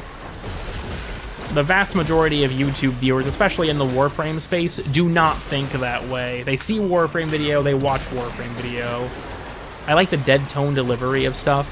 The unfortunate reality for me is that's just how I talk. Like, on stream it's not as bad, but if I'm reading a script, I just get into this mode about it. Where it's like, yeah, I'm reading off of a sheet of paper. I've tried doing stuff without scripts. I can't. I always just... It's too much of a clusterfuck. I can't do it. Minority, gay, real YouTuber voice sure is a thing. So I am a minority? I mean, by these standards, yes. That's the thing, it's like, just reading off a script, it's difficult to emote. I've tried to do it more and more, but, like, I try to push that boundary, and I feel like I've been doing better than I used to, but it's still a problem. And one I don't really know how to solve, if I'm honest. Bullet point scripts are the method. Like I said, I've tried that before, I just can't do it. I just can't keep my thoughts organized well enough. Even with a bullet point, like, whenever I read off of a script, I actually change a lot of the words as I'm reading it to flow better, because something that, like, reads well versus is spoken well is different, and a lot of that stuff I just kind of pick up on it as I'm reading it. But I don't know. Like, bullet point scripts, I've never been able to do. I also want to mention with the most recent video, I took a look at the script. The script is 21,500 words. For reference, the average amount of words a person says in a day is 16,000. So, I'm at about 130%-ish of my daily words spoken would be in that video. Those are words. Yeah, the fragmented drops 1 steel essence, boosted to 2 with my booster, and a single arcane. Than your YouTube videos. That's unfortunate. All of my content sucks. None of it's worth watching. Fuck off, Lloyd. I'm just gonna do shit for fun. I have no particular goal. I'll just play things in this game that I think are neat. Is my stream dead? Hold the phone. Sorry, YouTube was stalling out on me there. Did we lose connection for a minute there? I'm not sure. It tends to lie. We're dead, Grim. Yeah, interesting. I wonder why that happened. Well, if we're back, then I guess we're fine. But I know something fun. What would that be, Lena? Take my Stug ribbon? That doesn't sound fun, I'm sorry. Duviri. Who do I have here? Saren, but no Sobek. Killing myself. I have Gauss, though. That could be funny. Would you eat any Ostron food? That depends. Depends what it is. The thing is, dude, it's Envy. Envy sucks. This spiral sucks. Ah, fuck it. What do I have in here? Oh, fucking email spam. Okay, go figure. When a Yankee with no brim pulls up, for real. I think I'm gonna take Gauss. Lex. Actually, these are all incarnate weapons. That's weird. Nikana. Sure, we'll take Tigris. Proceeds to suggest CBT levels of cringe. I think I might, You know, I actually haven't used the, polearm in ages. Why not? For my, I need to do my SP circuit. You know, fair enough. My favorite spiral is still Fear. I know people think that it's lame because it's just Night. I don't give a shit. Yeah, what's wrong with it being Night, jackass? Goes hard. That's all I have to say about that. I am better than any of them. Fate and small jealous others have conspired to inflict this upon me. You. Will you defy their cruelty and aid me? Fear is my favorite, so cool. I really like Fear and Joy are my two favorites. For horseflesh, you know. I want to be the patron of I hate its heavy attack. Are you, Even I think its thrown heavy attack gimmick is honestly pretty sick. But that's just me. I think it's cool. Hold on, I gotta... We'll put this here.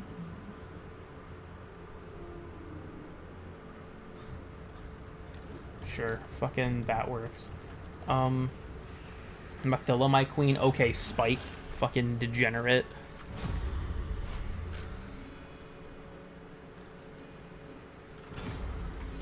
There's an actual reason to lash out at you, or the guy doing things to her benefit.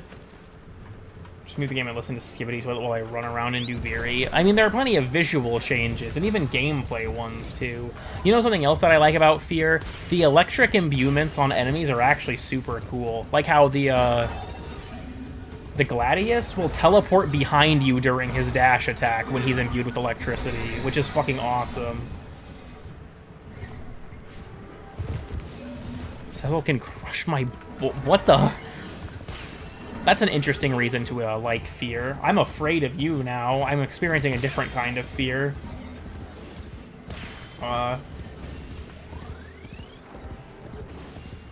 Does it don't annoy me though? I mean, that's fair. This sounds like an awful idea to take, especially this early. Never satisfied. He wanted more.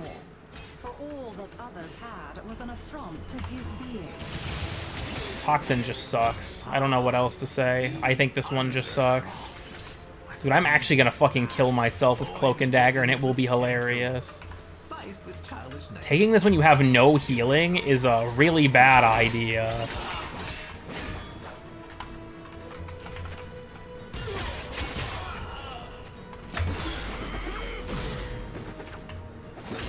It still bothers me that the parry animation they chose for Nikana's was the fucking Blind Justice one where you hit them with the hilt. I think it's just dumb. Alright, we have to be out here looking for a healing option. We have to be looking for a healing option.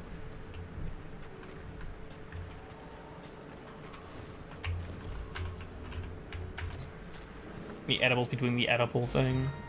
Never played close enough attention to realize it. I am surprised people don't realize this, honestly. Duviri looks very different, and there are gameplay changes, yes. The coolest animation, but yeah, not in Duviri. Fuck. I wish they would have used one of the other ones. Or, honestly, the Blind Justice rear finisher where you sweep the leg is fucking badass. I wish they would have just, like, used that, or used, like, the Decisive Judgment, just, like, simple, like, downstroke cut one. Like, that one's perfectly serviceable. The hilt bash, I just think, is stupid looking. foot build. Wait, I have Gauss. I should take fleet-footed. I need to make myself as uncontrollable as possible. Going silly mode now. The changes actually kind of matter. If I occasionally have, even on this channel, done Duviri challenge runs, that's where you notice a lot of that stuff, especially, honestly. Like, I did the Duviri challenge runs where I would take no decrees, which are a lot of fun, by the way. I actually do unironically recommend those, but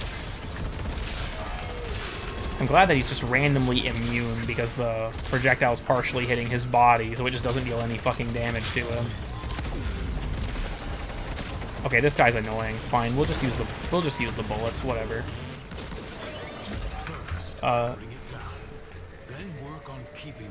Someone to play it. I'll be honest with you, I completely disagree. I enjoy Duviri a lot. I know, like, it's a divisive thing, honestly. Some people hate it, but I personally enjoy Duviri a lot. I don't play it as much anymore, though, because I played it so much when it was new. 10 to 15 feet away. Yeah, Eden's crosshair misalignment is annoying as shit. Is this the Jackal that Viso had to fight? Probably not. Jackal's kind of like a robotic platform. It's not like it's a character or like a singular entity. I think when it comes to Duviri, like regular Duviri I quite enjoy, and I think Circuit is pretty fun from being able to just like mess around with the decrees, but Jackal doesn't belong here. I personally like his addition. They had to nerf him because he was too fucking like difficult to deal with like late enough in circuit runs, but you'll not even remember what name it was. Frame Fighter's just kind of been abandoned, honestly. How long SP Circuit takes to level. The first like 5 tiers aren't that bad, but then the last 5 suck. Worst Undercroft is Alchemy. I'll fight you on that one. I think Alchemy is my favorite game mode. I find it to be actually engaging. Bugged out so bad I had to restart my game after. Yeah, welcome to Frame Fighter, honestly. You know what, Tigress, go. Okay, yeah, this thing really isn't working out for me. I guess we have to get the Incarnate mode out again.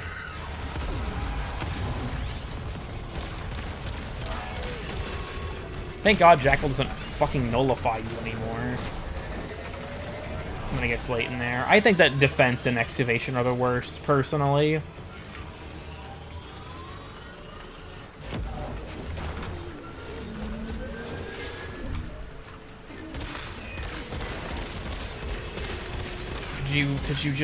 Could you please? Thank you. I see more people in it. They don't know what they're doing if they see it drawn out. Yeah. Makes me want to punch my wall. I've done level cap and Duviri twice. Once by myself, and then once with Sab. It was, I think, Sab, Kazette, and one other person I can't think of. Was it Idan or was it Red? I think it was one of the two. Or no, it might have been Chris, actually. The point is, I've done it with Sab, and then I did it by myself with Mesa. Way later, actually very recently, just a couple weeks ago. AFK teammates 95% of the time. Fun fact, if you just play by yourself, people not participating isn't a problem.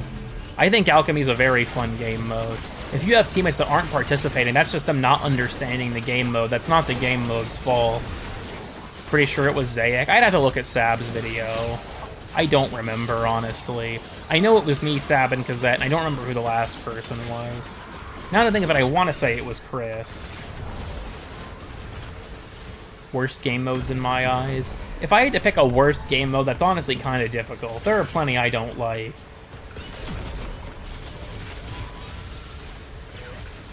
I think it was Chris. Duviri Skybox Appreciation post. Honestly, this wasn't anything crazy. I'm just fucking with you all. Where? He's up here. Worst goes to Defection easily. I think Defection, honestly, is a very sound pick. It's a cool concept. It's just a very shit execution. I was like, is anyone else experiencing issues with my stream? Like I said, I don't have any really way to tell.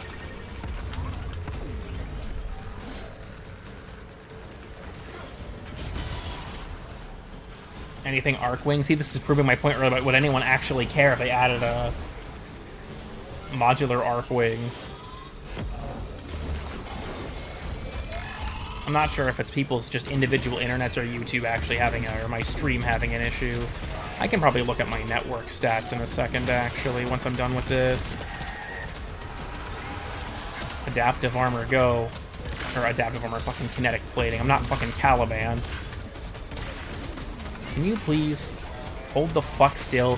Why does DE do this? Why do the developers of this godforsaken game look at this? Why do they make bosses that you have to hit weak points on that rotate to face you?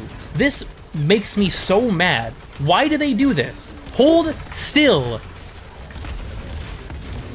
What the f— Why? Genuinely why? Why do they do stuff like this?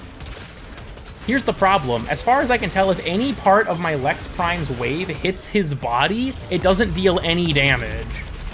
And I'm kind of relying on it, because without any galvanized stacks, the normal Lex shot is not dealing damage. Can I? Okay, I can deal a little bit. Nope, it's hitting his body, so it's dealing no damage. This is so AIDS. I have to wait for him to do his fucking stomp attack. Basically. Look, why is he so fast? Why can he do this?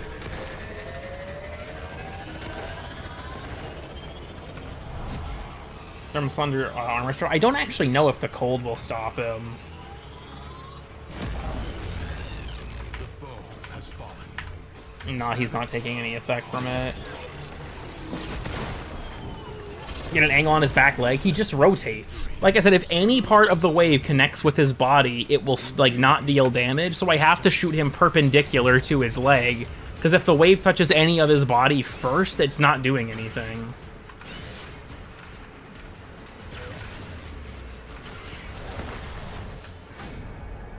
Anyone remember that Tennokai thing? Yes, I use Tennokai very frequently. It is an incredibly good thing to use.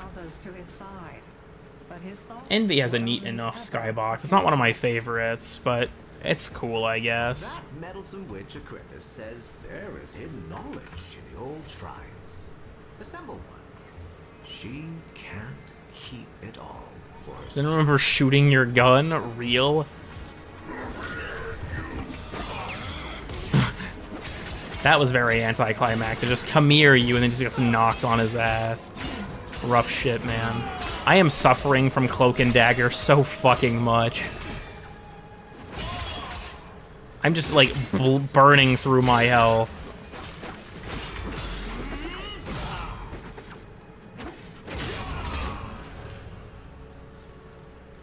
No dice. I love bomb scene. Joe Trollface, my beloved. Troy rotation looks good. It is, honestly. It goes hard.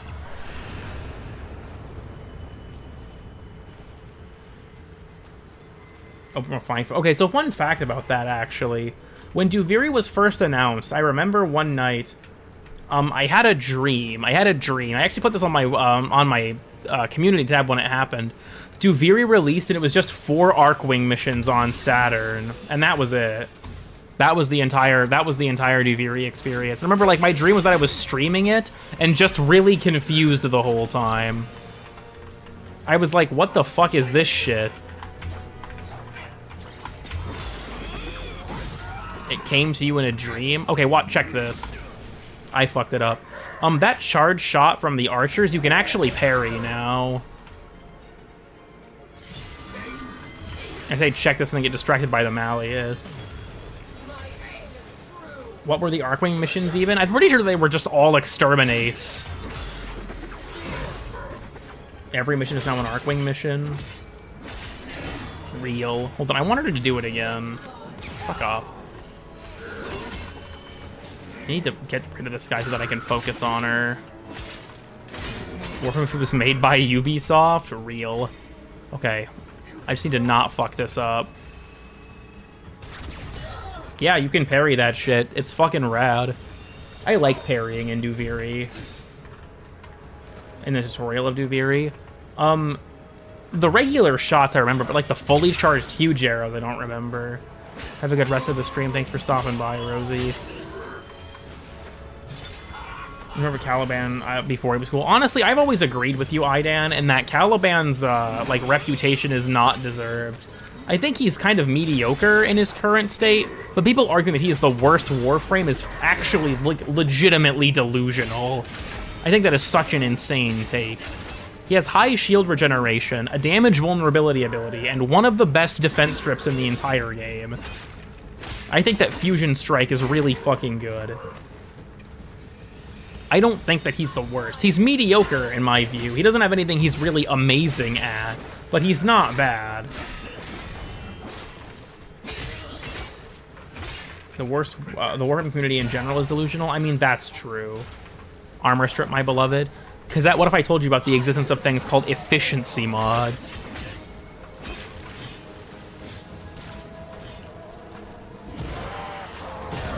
Look at pre-rework Wukong. The funny thing is his entire gimmick was not dying, which is why Revenant is popular. It just required some amount of work to make him do that.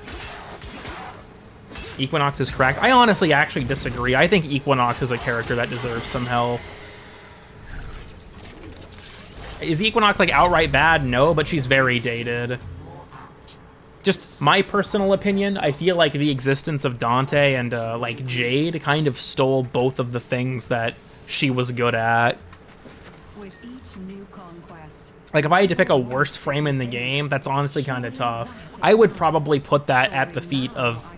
I'd personally probably say Nyx. And I don't even think she's a bad character, but I think she's probably the worst.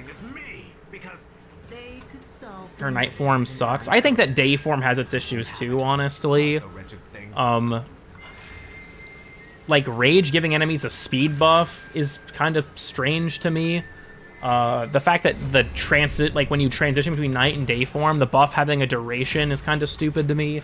There needs to be more inbuilt synergy when switching between forms to not lose your charges and ability casts. Like I think it has problems that deserve to be fixed. Or, you know, iterated on. Every frame has a way to make them viable. Yeah, like I don't think there's any frame in Warframe that's unusably bad. Warframe is like, this game is not that difficult if you know how it works. You could make anyone work if you really want to. Especially since the addition of the Helminth, dude. Like, it's not hard.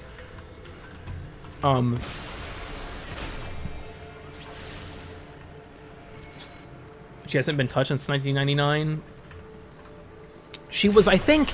She had a few minor changes actually around Veilbreaker's release, I remember. But honestly, just remove the cap on her armor strip. I don't know why DE has refused to do it for such a long time. Just remove the cap on her armor strip. It would immediately make her go up a tier. She'd be such a better character just from that one change. Like, don't get me wrong, they should do more than just that. But, like, goddamn. You just don't know how to use them. For most frames, yeah, genuinely. We need a frame with Gloom, Pillage, Nourish, and Thermal Sunder. Okay, fucking Brozyme. if Bombastine could only have loved himself, he might not have yearned to become someone else. Is not what the majority of players focus on. I think that's kind of the issue. Like, things like Chaos and the like just aren't that valuable in the current state of the game. My way every time I try to return to the He's a strong contender. I think that Valkyr at least can leverage very strong kill power with spin to win on her ult, but she does have a lot of problems. Better put Sure-Footed on Atlas. Holy shit, nightmare frame moment. Like, I think plenty of frames have issues, but none of them are unusably bad, you know what I mean? And Loving Revenant. Yeah, you should. Isn't Stalker's War just Nyx but better? Not necessarily, because it shoots it straight in front of you while Nyx's is radial, and Nyx's leaves you with a damage buff that Stalker doesn't have. But I feel like the main reason you're using, like, her ult is for Assimilate, realistically. The augment that lets you move around in it is, like, what makes it helpful, because it allows you to become just a walking tank. Makes her have 3 good abilities, but without it's a worthless ability? Yeah, that's true. And Prolonged Paralysis... okay, I don't know what you're talking about, Coral, but there are, I feel like, I'm losing my train of thought. Sorry, there are bugs with prolonged paralysis that Darth Muffins talked about that kind of fuck it over too. You can actually kill shit. That's true. Like, it's not a direct side grade or upgrade necessarily, I guess. I feel like it's different enough, but I won't deny it's a better ability. It's kind of like how he also has a super version of Marked for Death, because it's the amount of damage up until they're killed, not your next hit's damage.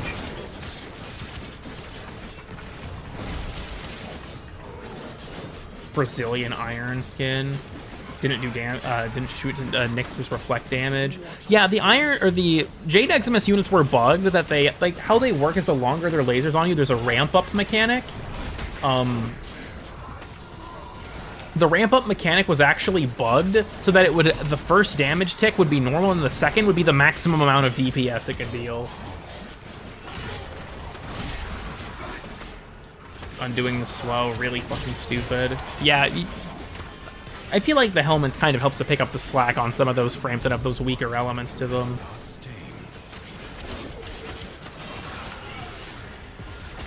Because they can possibly summon. It's kind of gross how automated it is. I think that Revenant has a hard cap of 7 for his own thralls. I think that Revenant's a character where if you play around his thralls, he's honestly pretty fun. People just don't do it. Was meant to be the one who was loved. Me. Fighting teammates to function is annoying. Some frames, yeah, including Grendel, do. I also wish his passive would linger. The fact that, like, you get armor for having enemies in your stomach, but you're incentivized to keep spitting them out or consuming them, I think is just kind of strange. Where's this bitch? Oh, there he is. Patch over with the helmets, which is a big deal. At this point in the game, yeah, oftentimes you can.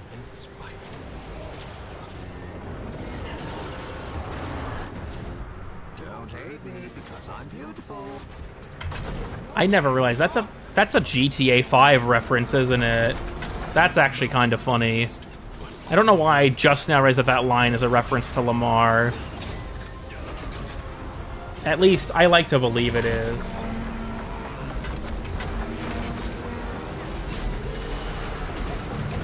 That line from Bombastine, "Don't hate me because I'm beautiful," that's part of the infamous, "Don't hate me because I'm beautiful," fella. Maybe if you get rid of that yee-ass haircut. That's part of the Lamar speech from GTA 5.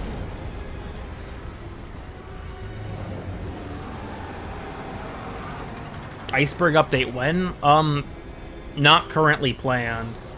Isn't that the name of a song from the 80s? I wouldn't know. I wasn't around then. And I don't really listen to music from that era, honestly.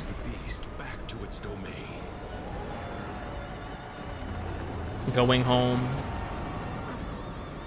to do that. As in, like, grab the ore worm. If you're just looking at the little rings on him, they'll glow blue, and you just have to use your primary fires, like left click, to grapple him.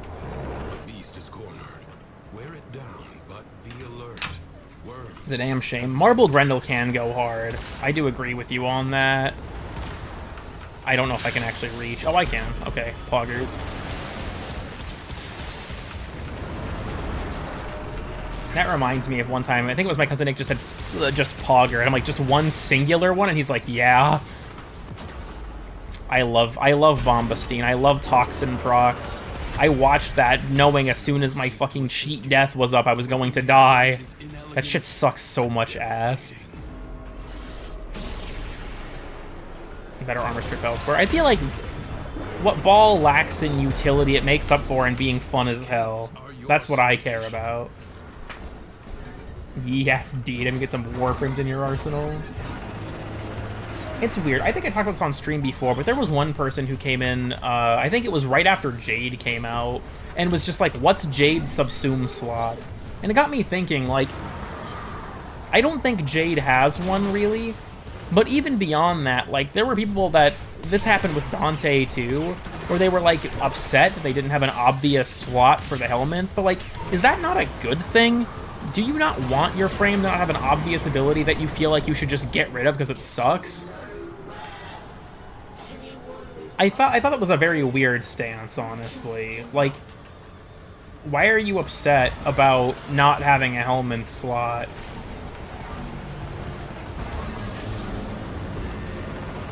What is the best Warframe for everything? That's a very broad question. I feel like if you wanted to play a Warframe where it's just easy all the time, probably Dante. My Lex, that's interesting. My Lex Prime is Incarnate trait was broken for a second there. Yeah, it seems to be breaking if I'm sprinting while reloading. That's so weird. Through the paradox, the Tenno have sent a formidable weapon. Octavia. Octavia's also up there. I think it's Gauss. I think Gauss is also up there. He's not as brain dead, but he is still very strong at basically everything. Hyper specialized. Jack of all trades tend to be boring. I typically try to build frames so that I can play them in a lot of scenarios because I kind of just like the experience of playing that character. But people who play very specialized, I think that's not a bad way by any stretch. Like Nova Umbral talked about that in a video of his that he did recently, and has also just talked about it in general, like to me personally. Nova builds things for super specific purposes. And I think that's a cool way to play the game. Do I do it? Not really often, no. But that's just more of a preference-based thing at the end of the day. For example, Rhino's 1 or Mesa's 1. I'm going to be honest with you. Like, Mesa's 1 I completely get. It has some niche uses, but not many. Rhino's 1 being a source of armor with his augment does make it very, very good, though. You just kind of need the augment for it to be that relevant instead of being like a kind of shoddy mobility tool. Middle of the day. Here it's 8 in the morning, and I've been up since, what, 2 o'clock in the afternoon yesterday? Somewhere in the span of noon to 2. I don't even remember. The Spike, he just pops a vein. That's kind of funny, actually. Let's go. You know what? Mods, ban this guy. No, I'm just kidding. He pops a whole artery. Fury is calm. That just motivates me to go do it. Be like, hey, Spike, how do you feel about Speedva? Do the side portals real quick, too, right? Why the fuck not? In lore, just Excalibur is a special case. It's only Excalibur. His Umbra was like a person who was turned into Excalibur as punishment. Because as far as I understand, he found out that Ballas was actually conspiring with the Sentients, and he tried to reveal that information, but Ballas caught him and turned him into Umbra. Angels that roost in the Zeraman are breaking into the Undercroft. Repair the damage. Use this 4 augment to keep up my armor is plenty enough for me in most content. I guess that's a matter of just what you're playing at the end of the day. Gather the floating spheres. Oh god, I forgot I have fleet-footed, so I'm gonna be kind of going sicko mode whenever I press 1 in this tiny-ass area. I like the pounder 4 makes. You know, I respect that. I'm the kind of person where I will just randomly recast my abilities even if I don't need to. I do that with speed and molecular prime all the time. There's this one video I watched way back when I first got into the game, some guy talking about people, like, criticizing him for having high efficiency on his Volt, and he was like, dude, I just like the sound it makes. And Take It Spin was so fucking hard. I still think that the original cinematic trio of Warframe, Second Dream, Sacrifice, and War Within, not in that order, obviously, are the best the game's story ever had to offer. Like, we've had good stories since then, but I think that was the peak of Warframe's story, were those 3 quests. To obey every command, including killing his son. Yeah, and then he also made it so Umbra had to relive the memory of killing his son constantly forever. I also think he might have had to obey Ballas because he was a Dax. That's just like how they're wired, like how Teshin couldn't betray the queens. It's the most basic and fundamentally correct thing I've ever heard. Yeah, deadass. Increased magazine capacity. I'm not actually entirely sure. I haven't messed with Grim Armory that much. Of the new decrees, it's probably my least used.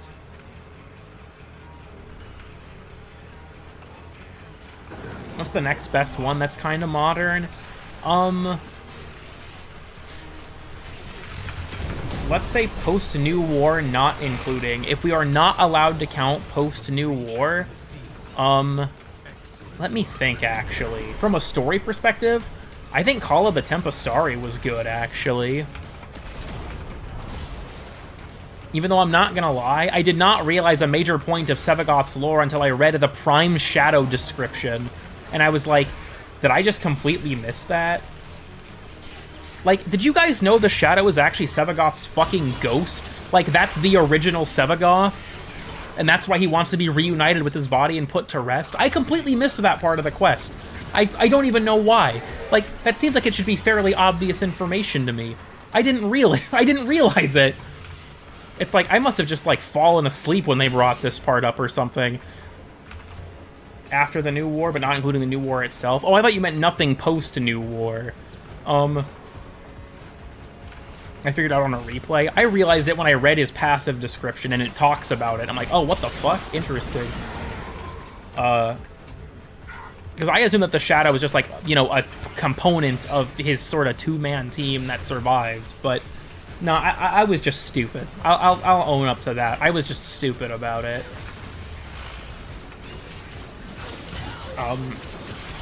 Like, for example, Equinox damage reduction auras. If they're multiple of the same ability, often no. Multiple of different abilities, often yes.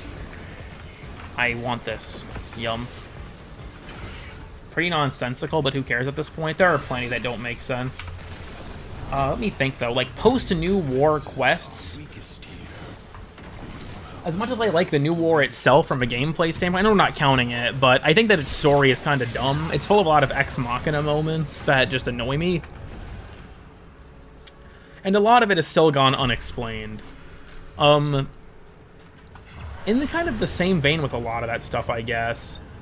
I feel like Angels of the Zeramin just did not explain enough. It felt very rushed. So I wasn't a huge fan of that one. Whispers in the Walls was pretty good, all things considered, but it feels like a prelude to 1999 more than anything. I like it for what it's worth, but I think that the Kavia story is what I really like about it, and that's not part of the quest. Jade Shadows I did not like that much from a story perspective, because it doesn't explain, like, 80% of the necessary information. I feel like the lore fragment in Teshin's room adds a lot of very important context, but that's not in the quest itself, and that pisses me off. I think that if it was in the quest, I would like it a lot more, but... The abusive text, much more text. Yeah, I feel like there were, like, moments in the New War I liked and moments in the New War I didn't. And I guess it's just kind of moving forward.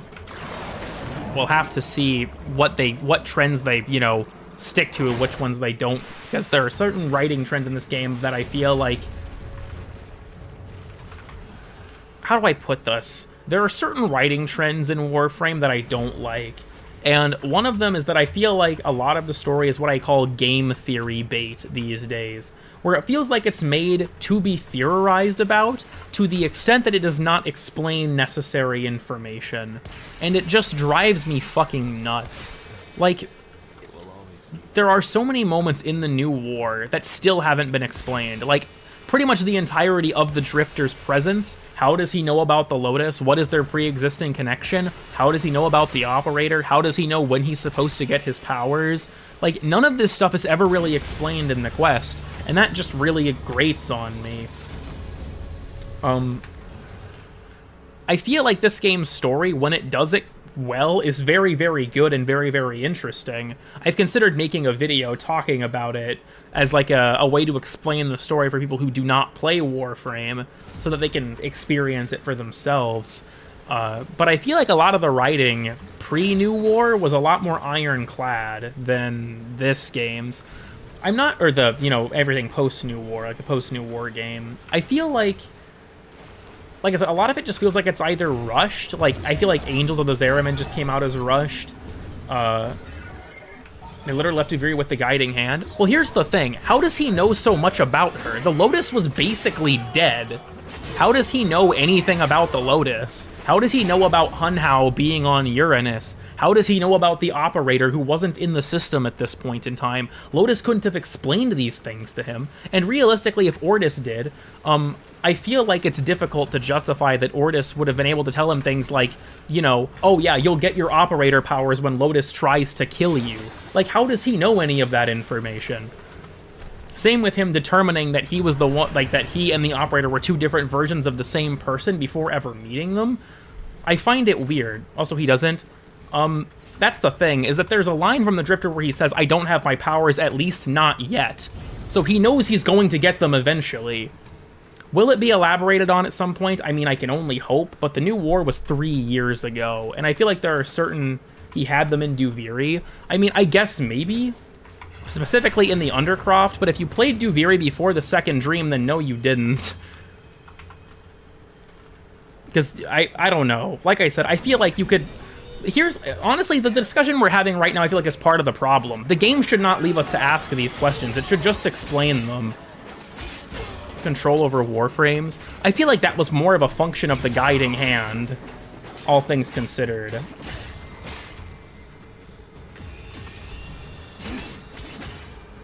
Duviri is explained by Eternalism. He's not... The Drifter in Duviri and the Drifter in the New War are the same person.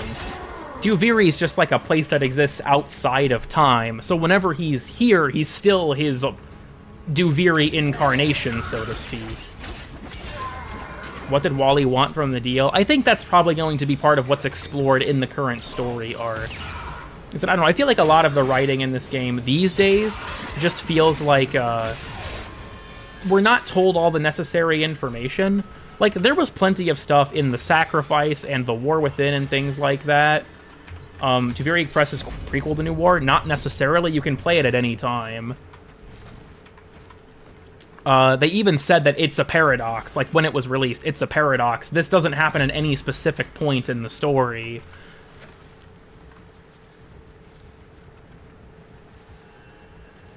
I think, like I said, like, when it comes to this, I love this game's story, and I'll go to bat for it, but I still think that there's issues with the modern story. Whispers in the Walls, funnily enough, didn't really have many problems for me in that regard. It felt more like it was a preview of 1999 than its own thing, but I still think that in general it was better about it than a lot of others.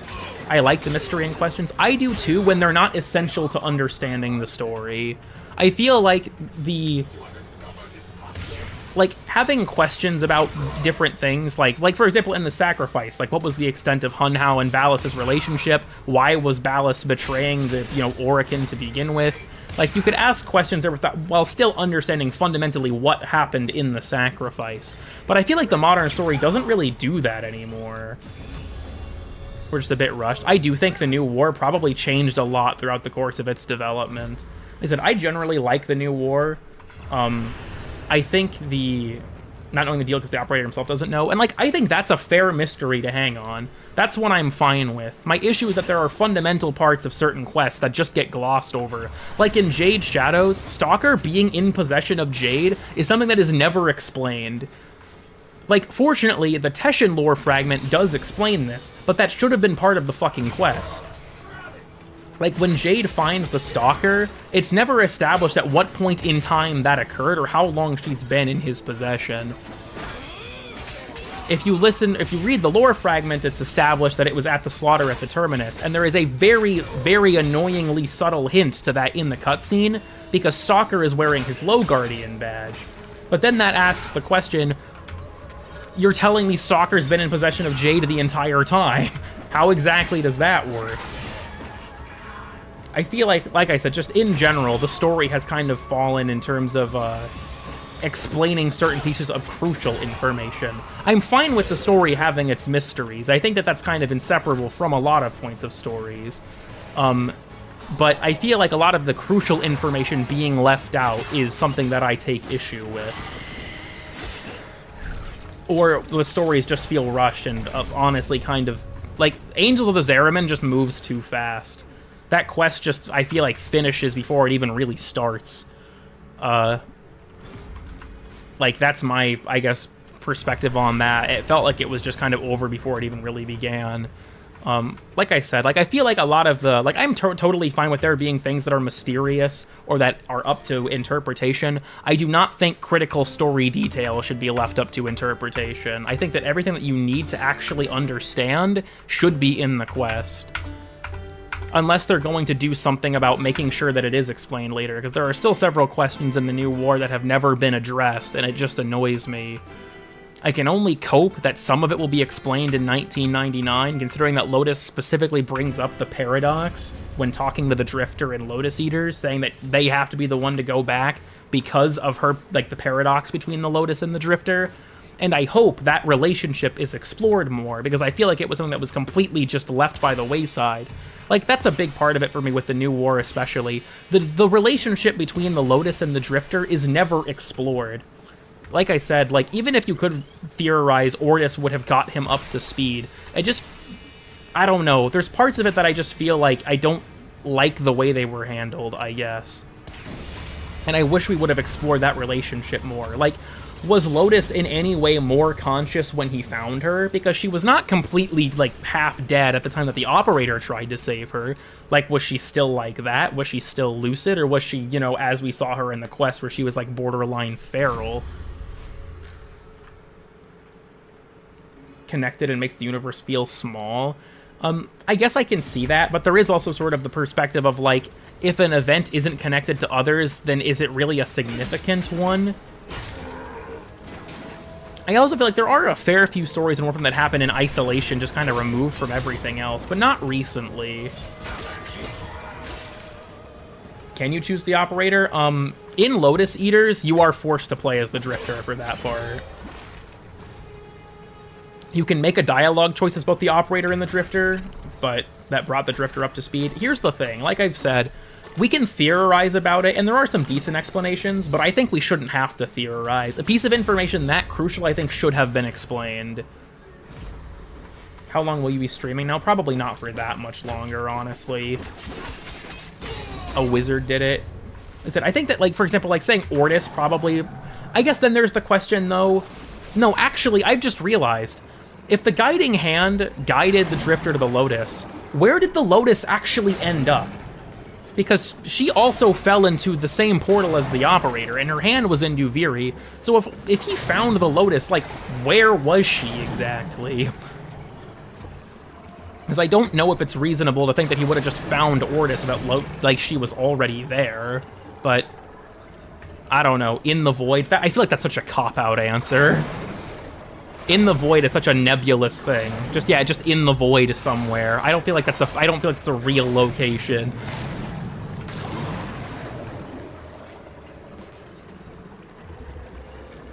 Thanks for the recognition. Yeah, thanks for stopping by. Probably Devere. Once again, I still think this should have been explained. Like, we're free to just agree to disagree on this, but I do not think this information should be something... Also, yeah, she's a sentient. Well, then again, no, that's actually not entirely... I don't know if that's entirely true. Because she was, like, hybridized with Orokin technology. She might be able to enter the Void. But, like, even beyond that... Because it's the same thing with, like, the Operator, and the Operator being, like, what happens to the Operator doing the new war, and why are they gone? If you read the Terminal and Whispers in the Walls, like, in the labs, and you read the new war section, it's explained that the Operator was trapped in a time loop, which is why we experienced the events of the Zeraman. But that's not what I gathered from the quest. I just assumed it was a flashback or something. But it was, like, the Terminal explains that to me. Again, I'm in that state of just, like, I feel like we should be told these things. I'm fine with not all the questions being answered. I just don't think I should have questions about what actually fundamentally happened. That's just my opinion. Interrupted you, so yeah, how? If you want old Ortis, enable creator mode. They're alive in themselves. Once they calm down, I'm sure they'll understand. Parvos knew him, that whole Cephalon Samaritan pseudo were lovers, blah blah fan fiction. Yeah, Orden Karras' story being tied to Parvos is interesting, honestly. Because, like, there are, like, the Silver Grove kind of happens in a vacuum, right? Like, that's an example of a story that isn't really connected to anything else. Like, the Archimedean had connections to Ballas and stuff, but the game wants me to metaslave? That's grim. That occur within the void where communications lost. I think he could still be aware of what happened to the Lotus fundamentally, but still a third orb mother is entirely forgotten by the devs. I have brought up the orb several times, actually. It does annoy me that it's still there, but I've just given up hope. They said they were going to release it multiple times and still never have, so I've tapped out on that fight, dude. I give up. That one's just not happening. There are some battles, you know, you have to be willing to lose, or rather willing to let go. For me, that's one of them. Third orb, I give up. Hi, Lucinia. I think it's when people had to nerf, or they had to remove her singing in the Undercrops. People got mad at them, or mad about it. But the trade-off is the writing's actual structure. I think that's honestly not an unfair perspective on it. About 100-ish hours of content if you know what you're doing just to get to 1999. I think that they've been trying to streamline the process enough. I might actually lose here, to be honest. I'm not playing like a particularly high range.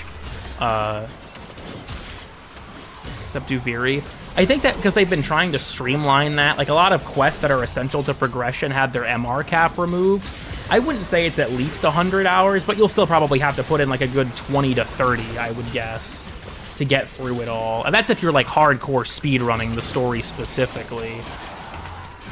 It's funny, I'm taking so many shots and I have so little room to run that I'm just like bleeding kinetic battery. This kind of sucks. And then turns on us for infested for some reason. Yeah, Alad V's entire character arc is in a few events that are not in the game anymore, which is kind of frustrating. At least, like, a suggestion I saw that I think is a valuable one is at least let it so, like, the Laverian can explain them.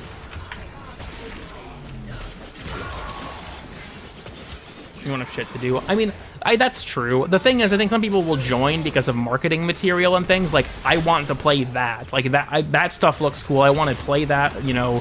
Or they want to be, like, play with their friends. But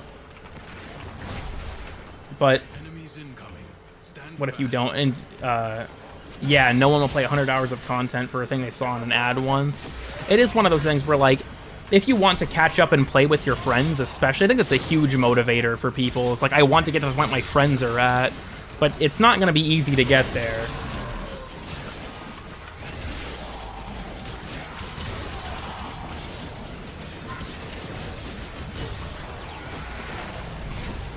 Pay to skip will make sure we never get it. I don't think we should ever have pay to skip, honestly. I think that's a terrible idea, and I'm glad they scrapped it. I think that streamlining the story is the correct way to go. Like, try and make it easier for people to get through the story. But I think Warframe's story is good. Like I said, even though I've been talking about it, like a lot of the modern story kind of drops the ball in some ways for like explaining pieces of information. I think that fundamentally I still love this game's story and think that people should experience it.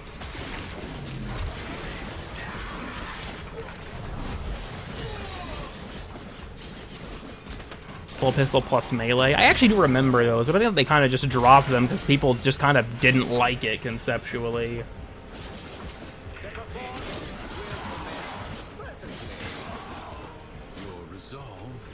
Something else needs to be done.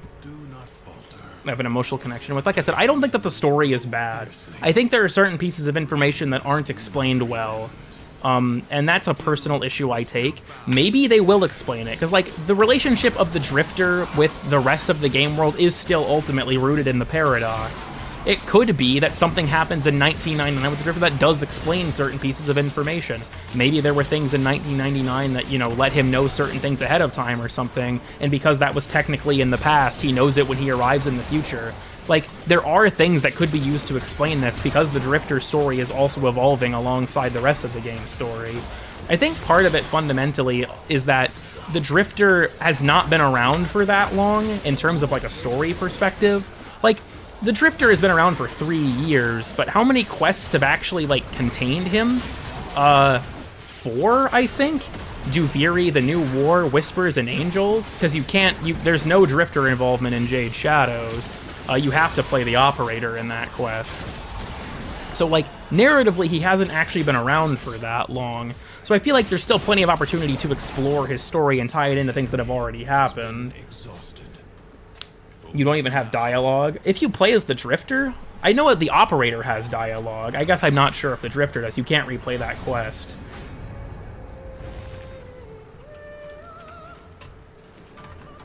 The Operator's forgotten. Honestly, the Operator's been in the game for long enough. I think he deserves to explore. We deserve to explore the Drifter story more, I think. Without power level where you can play with and get crazy buffs. Shit sounds wild. Drifter has different dialogue. I'm saying I wouldn't know what he would say. Because I didn't play it there. But yeah, with 1999 being Drifter focused, I hope they use it as a chance to explore things that have already happened from a different perspective. What am I doing? I'm right next to this. Well, that was dumb as fuck. My Warframe is strong. Bottom text. I think there's a lot of opportunity to explore explanations for events that have already occurred, because the Drifter's whole shtick is things occurring in a weird chronological order, complete with the New War. I feel like the Operator, like, they're at a point where their story can kind of take a backseat to the Drifters.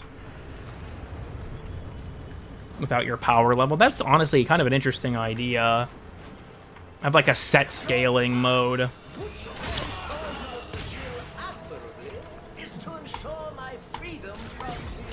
Just spam the button a bit, you'll be good.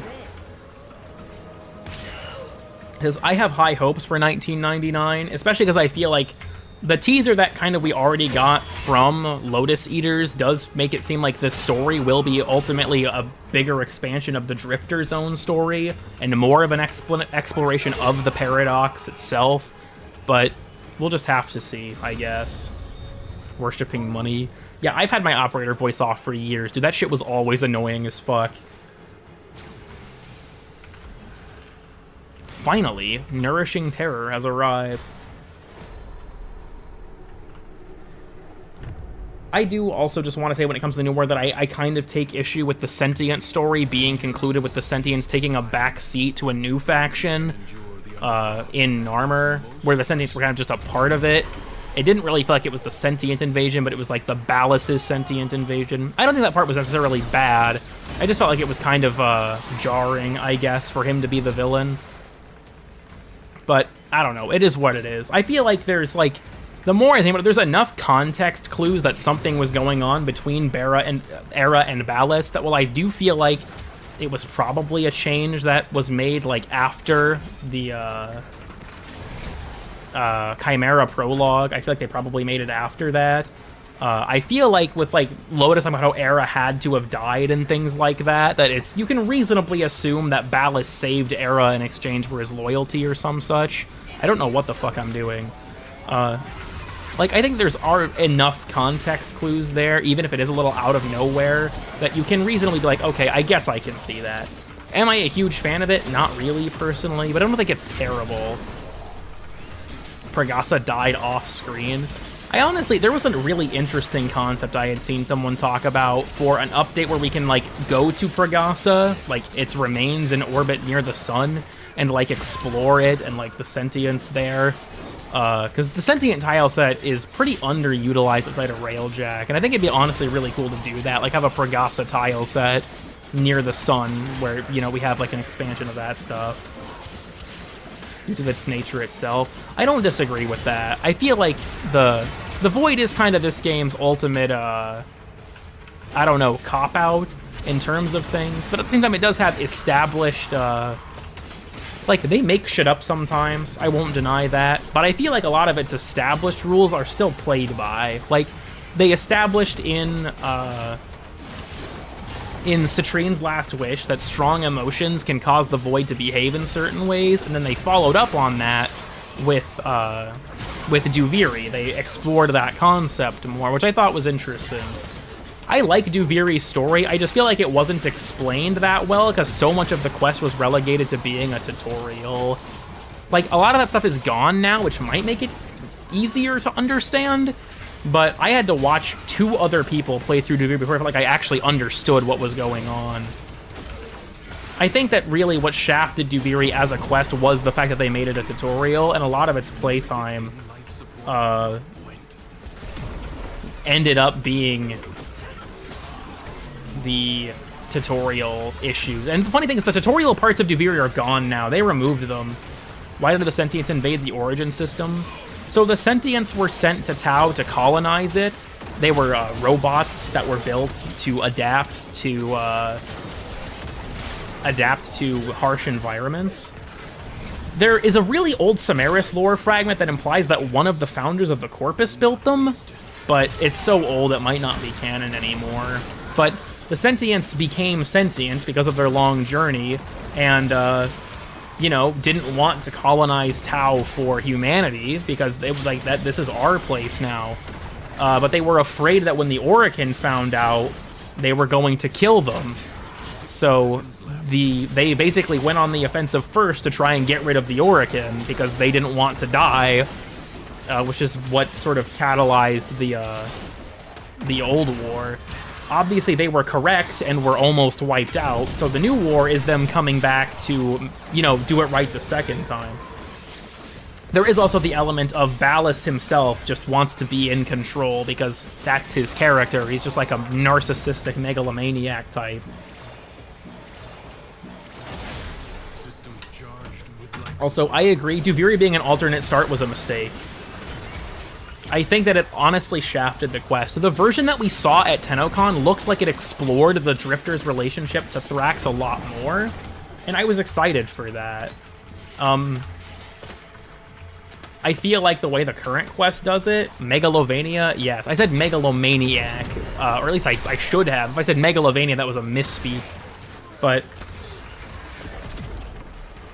Ascaris and Worm Queen, I don't entirely agree with that perspective. Oh right, I forgot I have fucking Stormcaller on. It's like I pack-a-punched my damn gun.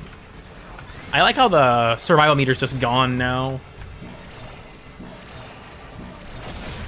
Just, it's not there. Who knows how much life support I have? Only Teshnity's keeping that information from me. Yeah, like, Duviri's story I love from a... Like, what they were going for, I think, is excellent. The way it was delivered, I think, had some holes because of the fact that it was an alternate tutorial. And there's still parts of it I don't entirely know the relevance of yet. Or at least not in, like, a concrete way, but that's fine. Like, okay, here's an example of a mystery that I think is well executed. Thrax's story about the old man and his 3 children, I think, is a really well-placed thing of, like, there is genuine mystery here. Like, you can piece parts of it together, but it's not explained to you, like, directly, but it doesn't have to be. That's not an essential part of understanding the story, or, like, the fundamental events of the quest. And I think that part is actually really interesting. I just feel like a lot of stuff kind of had to get glossed over, I guess, because of the tutorial elements of the quest. And now the life support, yeah. I got a Blight and a Sharp Shot, which is good. Double back and shut that down due to how powerful the weapons are. I think the real reason they shut it down was because new players would join, play Duviri, think it was fun, and then get to the rest of the game and not like it, and they would just leave. The what story? When you first go back for Teshin, and like during that scene, I believe it is, you have to do a thing where you have to hold off Luminous and the Undercroft, and Thrax recites an interesting story about an old man whose 3 children visit him while he's dying.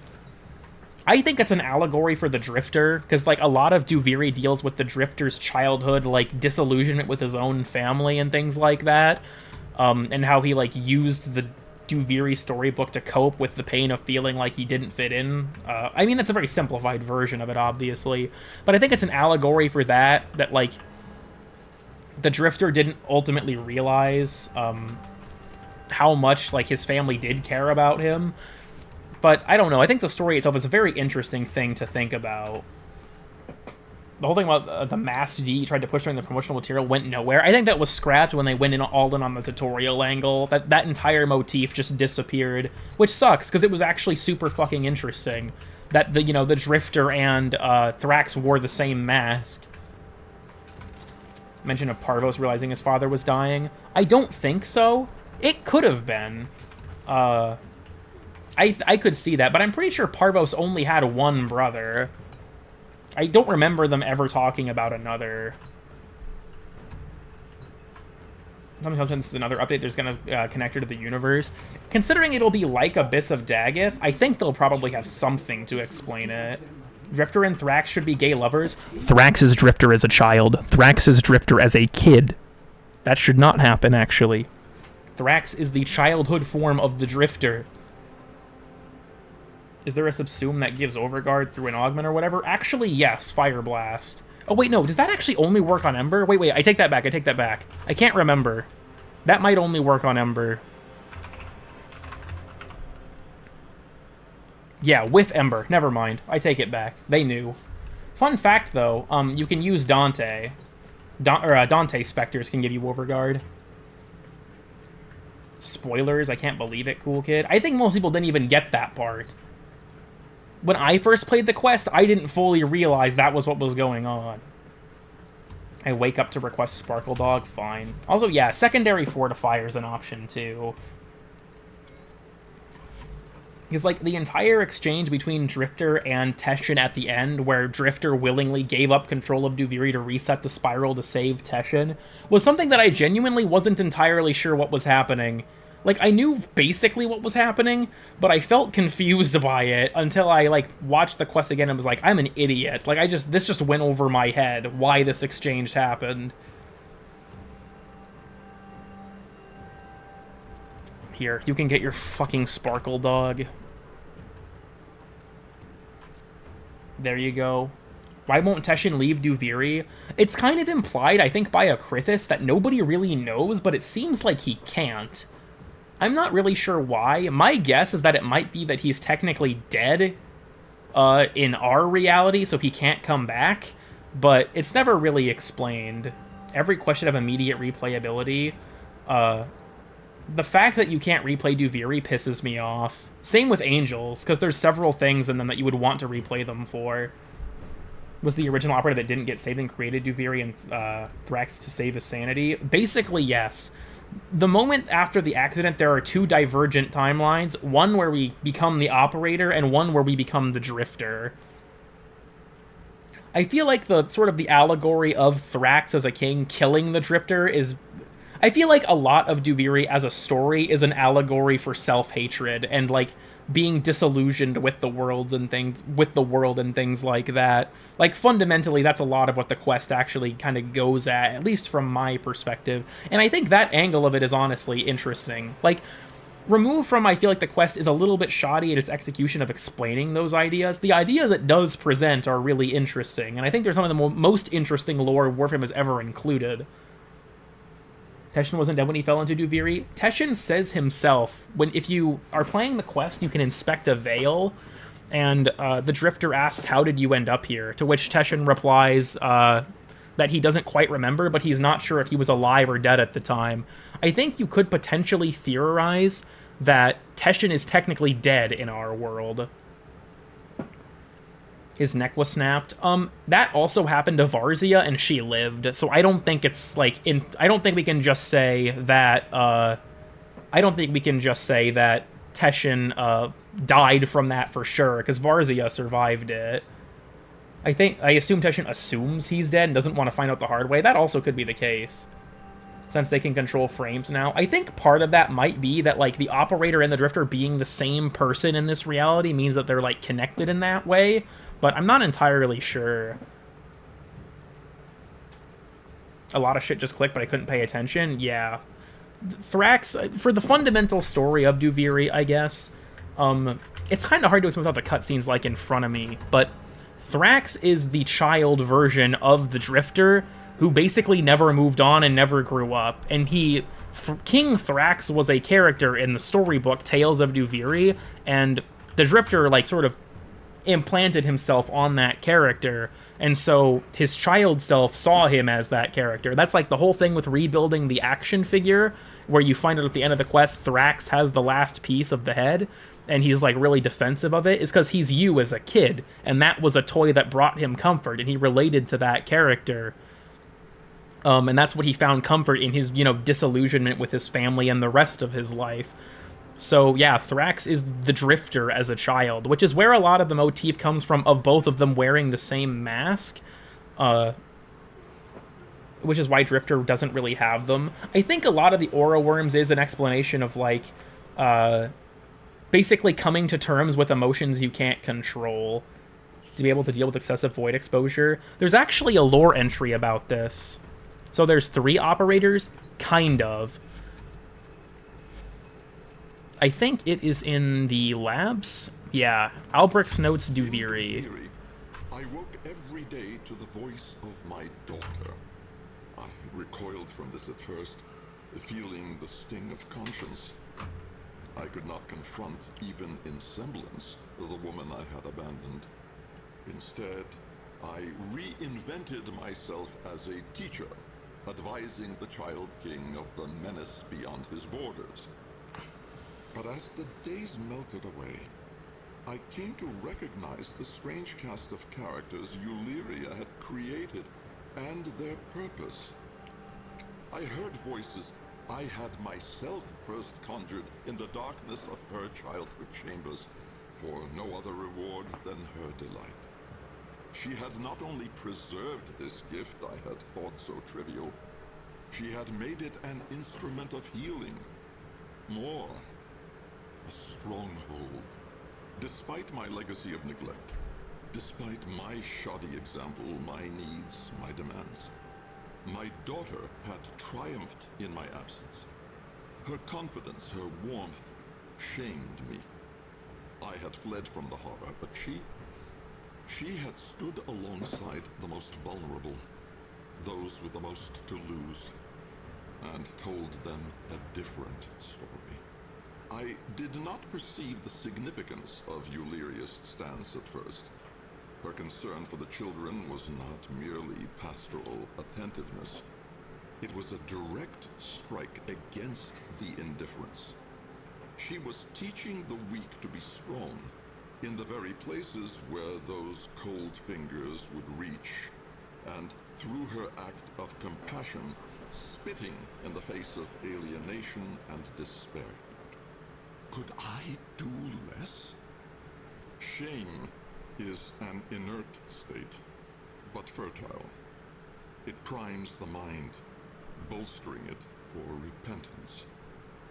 I had thought to make a difference in Duviri, but Duviri had made a difference in me. My own daughter's creations, reverberating and growing in the womb of the void, had shown me another path than that of the indulgent coward. I was neither helpless nor irredeemable. Like she had, I could fight. I took inspiration from Euleria's example. To the people of Duviri, I bequeathed a legacy of cautionary stories. In them I spoke of fears that an infinity of spirals could not erase.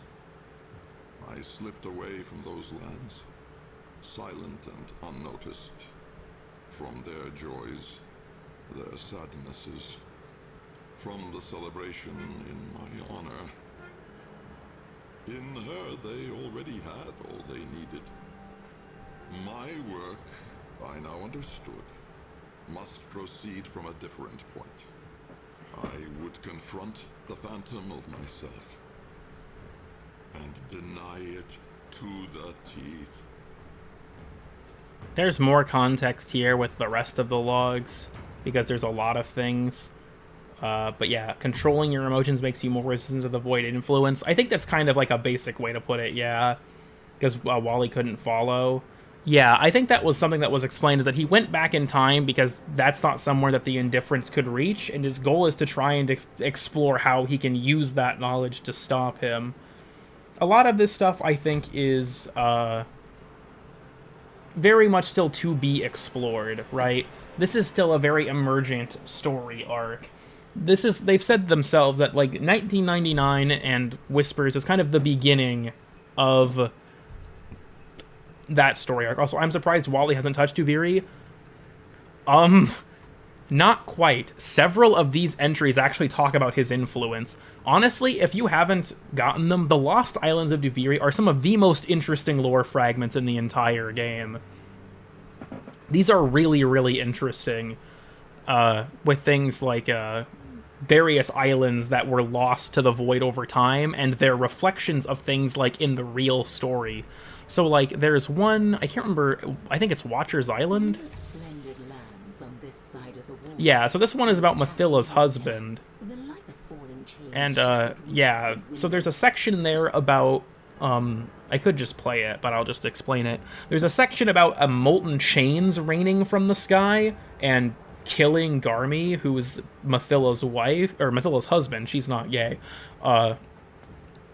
So that Garmy died to a rain of chains from the void, and it's kind of implied that Chains of Harrow and Wally, you know, escaping being contained by Rel, is what prompted this event. So is 1999 even really in the past? Eternalism isn't about everything happening simultaneously, so much as it's about every possible... Well, I guess whenever something happens at a point in time that has multiple outcomes, all of those outcomes do happen simultaneously as divergent points, and they're theoretically accessible. There was kind of... That was part of the test in the New War segment. Because since Wally in the lake... was Rel's fault. Rel held this guy back for centuries. I think he deserved to have a break. There is also the question of, like, especially at the end of Chains of Harrow, where Rel, like, gets really confrontational and it's like, you know, now it's my turn to ask the questions. There is a question of, was Rel holding him back, or was Rel, like, his fucking torture victim? Despite having once existed now made Albrecht a new 1999. I guess we'll have to see.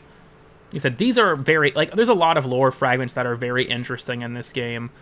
The original Cephalon fragments themselves aren't super interesting, but the hidden story about Orden Karis, I don't know if you guys can hear that static noise. If you find where it's loudest, just wiggle your mouse around a bit.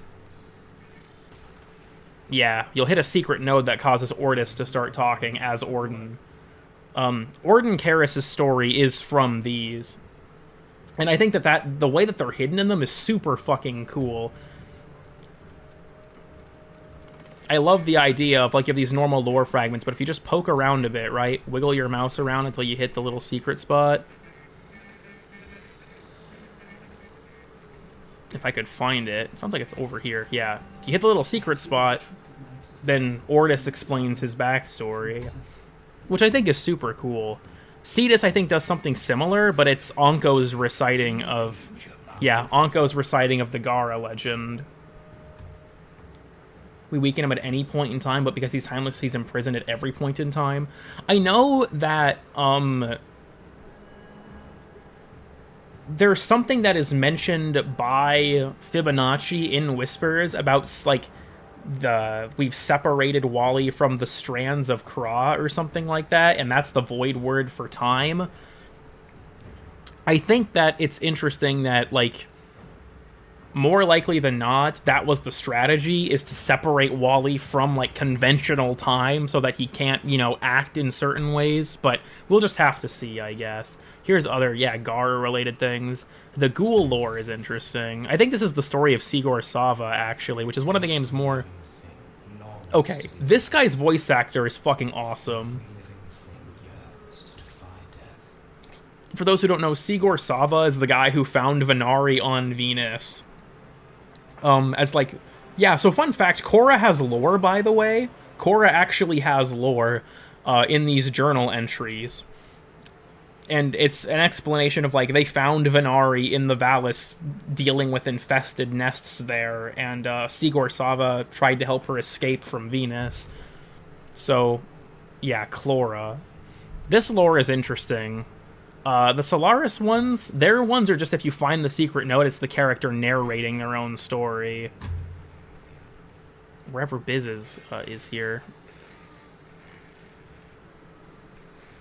It's kind of tough to gauge at times. Yeah, they'll just read their own lore fragment. honestly, some of these are good. I think some of these aren't anything crazy. Like, Tickers is really good. I think that Biz's is really good. Utico's is really good.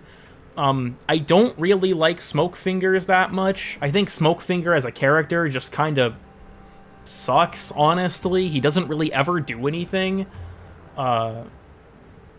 Was the guy from the Angels ARG? I think he was actually the voice actor of Mirage and Apex as well. His voice acting was actually, like, heart-wrenchingly good. That guy's performance was fucking crazy. Partnership fragments. These are Alid V and the Sentience making the amalgams. I haven't grabbed all the Prex cards, but these are just to preview them. Roger Craig Smith. Good to know. And then, yeah, we have the Tenets, which are about Granum's backstory. These are also really interesting, too. Hello, cool, good, welcome. We'll be ending the stream relatively soon. I'm still not as tired as I'd hope to be, but the old man and the Zeraman. Nah, Quinn, honestly, is a boring character, in my opinion. He's also Sonic and Crane from Dying Light. I don't know how I didn't pick up that he was Crane, honestly. I fucking love Dying Light. You'd think I would have noticed that.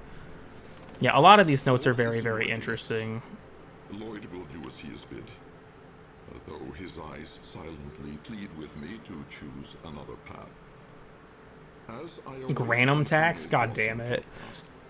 I ponder what role a scientist may play in so spiritual a matter as absolution. How in the alchemy of the soul, even repentance must necessarily be a calculated task. I will repair what I have broken, no more, no less. The scales must balance, and in such a monstrous penitence as this, I shall take no heed of the dust that may fall upon them on either side. The dust of petty lives. The builders of old tempered their mortar with blood to appease the most ancient of land spirits. We should have been so wise, yet it is not too late to learn. The sands fall, the circuit completes. I return to the place of the beginning. Let witless hordes bleat their disdain for every fervent plan. The deal is done, the die is cast. I end as I began. Well, he just found Albrecht when he entered the Void. Yeah, Albrecht also has lore in the, Deimos as well, outside of this, in the, Necroloid room. This guy's also, I believe he's also the Darkest Dungeon narrator. I think that's correct.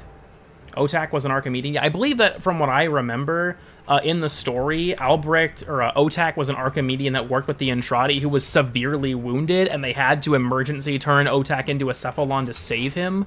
Dude, Otak, when you get to the final part where everyone, like, you know when you reach the max rank, and everyone has different dialogue that greets you, Otak's is actually heartbreaking, where he laments that he's lost his knowledge and talks about how Deimos has taken everything from him. Otak gets no resolution. It's just really fucking sad. Otak is a character that I honestly feel really bad for, because he's like the silly guy where it's like, Jesus Christ, this guy used to be a brilliant scientist and had everything fucking taken from him by this place. I wish that you could rewatch the rank up cutscenes and dialogue somewhere in-game, because it would be a lot easier to talk about if I could just show it. He got Citrine, though. I don't think that was a worth it trade. Where'd the Earth hologram decoration come from? This was actually a Scarlet Spear decoration. Is able to power the entire Zeraman and every railjack? Yeah. These also came from these little Murex decorations. This, I think, might have come from it, too. I don't remember.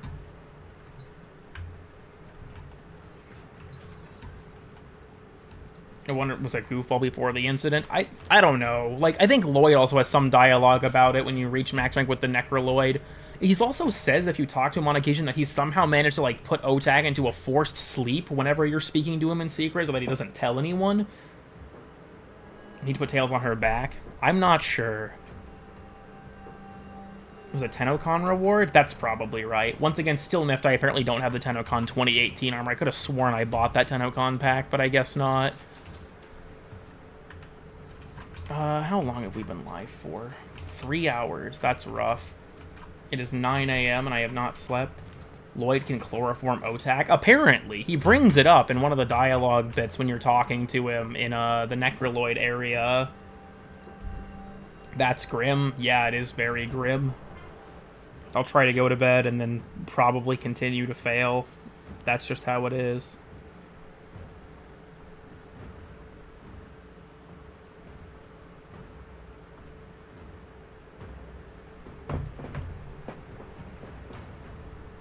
I hate the Sparkle Dog. I think it kind of goes off. Dude, look at the merch. Look at the cool kid on her chest. Look at it. Peep the merch. Peep the merch. Hold on. Peep the merch. Look at this guy. Look at him. I think that goes off. Look at him. He's distorted and warped. Completely disregard your health. Peep the merch. Peep the merch. New Cool Kid 369 merch. Chris drew this, actually. This is Crack Kid 369, and it's fucking hilarious.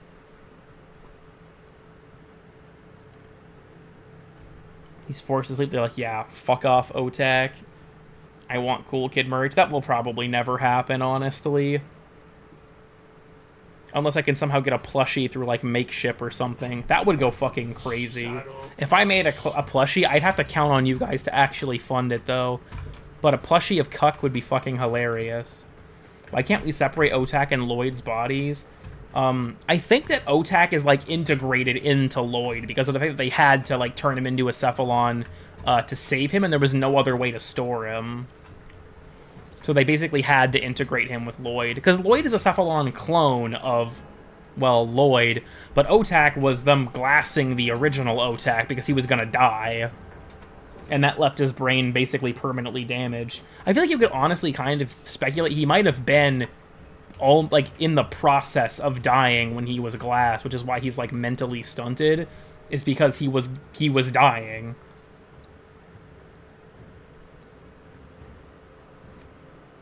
And then, yeah, Necroloid is a clone of Lloyd. Into Necroloid's back for Otak to use. That was all they had. The only option. He need to function solely because of the damage. I wouldn't be surprised if, yeah, he wouldn't have, like, the motor skill or anything. No hesitation, no waiting, no nothing. I'd out of the box into the water. You should dip it in milk and throw it against the wall. I think that's what you should do. Dip it in milk and throw it against the wall. I think that's a good idea.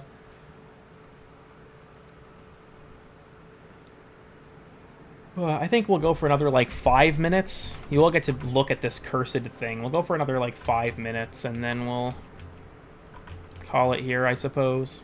How long have we been live for? 3 hours and 16 minutes. Okay, I'll just gotta take note of that, then. Someone make a hole in it and fuck it. I would weep. I would weep. In 3 places within the Necrolist? Yeah, they just kind of teleport around.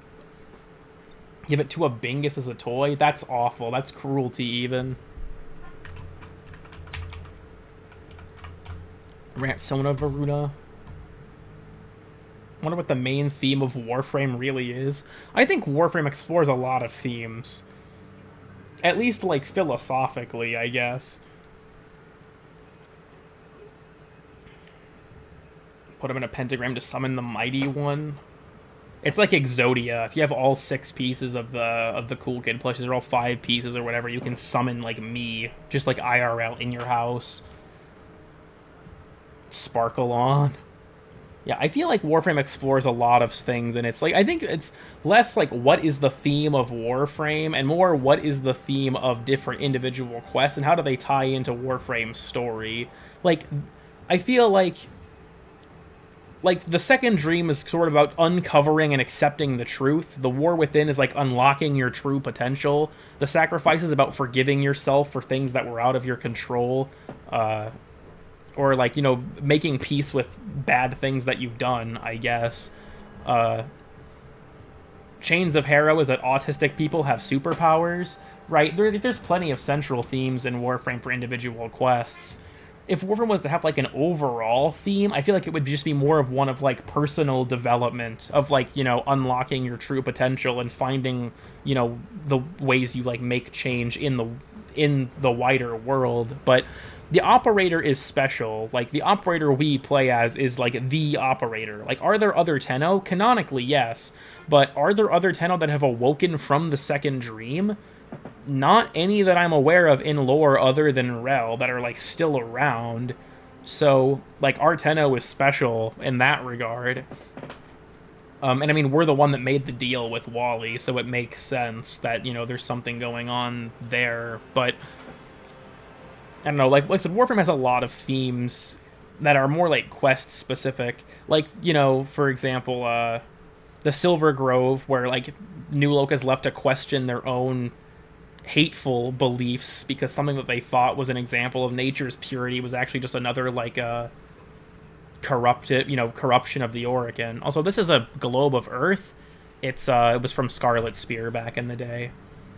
But, or like, Glass Gambit, which is about, like, do you interfere with the lives of people you don't understand when, like, at the end where you have to decide, like, the fate of the, what were they called? The Myconians, when it was like, what should we do about, you know, curing Niwa versus, like, what should we leave them to do that? And something with the Void Gate, the girl was probably Mara. So that's actually a reference to a comic book. There is a Warframe comic that I actually have yet to read that explains that. That was where Little Duck actually was first introduced in the story. There is a Warframe comic book that explains that. But yeah, I feel like a lot of it's like individual quests have morals to them, sort of, or like points.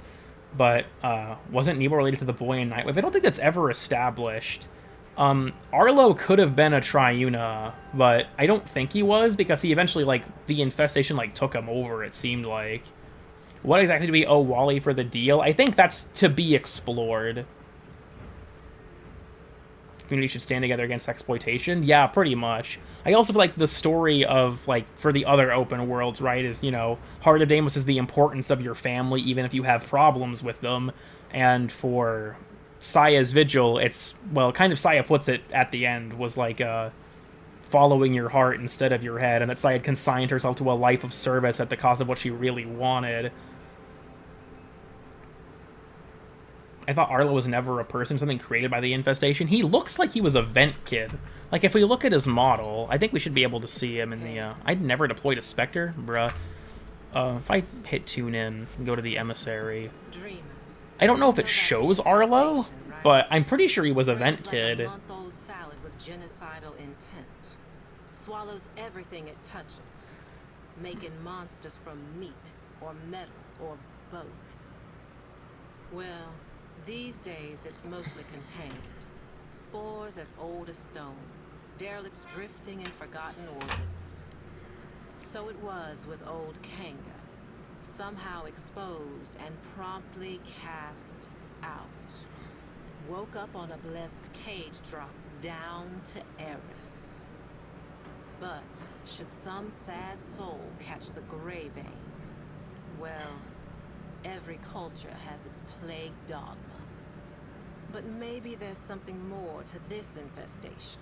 Yeah, I'm pretty sure Arlo's a vent kid. Turns out, Kanga didn't So find never seen a vent kid whose head is pretty much No, detached.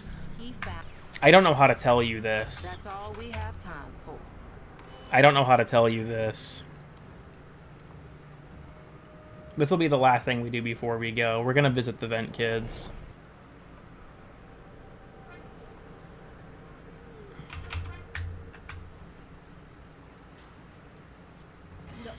We need to lava, baby.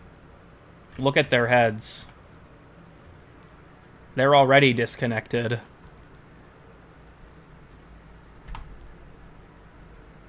The vent kids are still Solaris. That's still all they get. Their heads are still disconnected. So you think that the kids are free from that fucked up shit? Oh, hell no.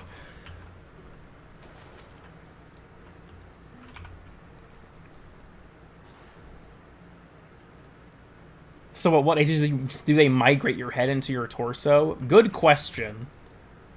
So yeah, even the vent kids are subject to this. I think you could reasonably assume this might still be their original body, but that their head's already been detached so that they can take them to, you know, augmentations when they're of age.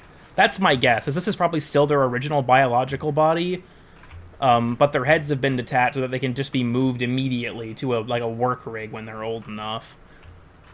So yeah, I'm pretty sure Arlo's a vent kid. So, sorry for everyone who had to find that out today. Not even the vent kids are safe. I wonder if this guy has a Quasar yet. No, Railjack crew members. Gale. Holy shit. Adept Loco? That's a fucking stupid-ass name. What is this? Dodirder? Hailgrod? Arbiter Princeps Amakushina?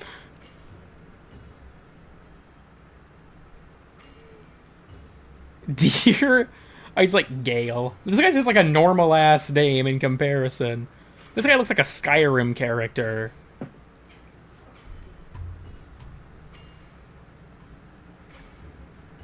Flavotinia. What the fuck, dude? I really want one named Quasar. I really want one named Quasar. Arbiter Hexus? Oh, it's him. It is the Arbiter of Hexus. Dude, that's fucking hilarious. You know where to find me. There used to be a book where you actually get in that cage, and Nitro would do it all the time as a joke. Just have one with a regular name. I feel like that's Gale. That's like a normal enough name, even if spelled a little strange, right? Spelled a little weird, but that's a normal enough name, I think. That's fucking funny. He likes being in cages? I mean, you could say that. Arby's hexadecimal. Slave Nightingale. Matter spelled as Gale. I actually have met people with the name, like, Gaylord, but it's spelled Gaylord. That shit's funny. Like, I'm sorry, if your parent gave you that name, that sucks. Should be speaking stereotypical Mexican gang. Jesus Christ. Yeah, Gaylord. That's apparently a name. Some people were named that. I think that's kind of rough. That kind of blows, if you will. No pun intended, of course. And your family names you Gaylord? Yeah, deadass. It's me, Gaylord.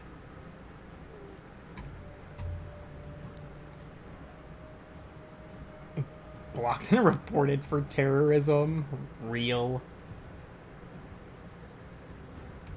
Lord of the Gays? I guess we're not sure, right? What is your equipped animation? This is the Ash Noble. I wanted it for the arm crossing for the Rant Sona vibes. So this is Ash Noble. Called the U.S. Navy? Oh, that's rough. It's a rant. Yes, this is my Rant Sona Varuna. Going on to the wish list.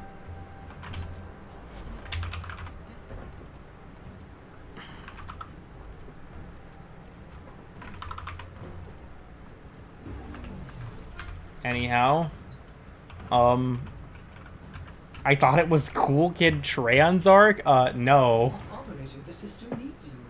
Will you begin another mission? I feel like I've explained this on stream, but just to make this overwhelmingly clear, there is more likely than not never going to be a Cool Kid Transarch.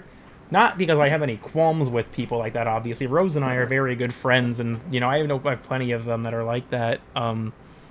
I just am not particularly, like, uncomfortable with my own gender. I've had plenty of things about myself I've questioned in my life. That was never one of them.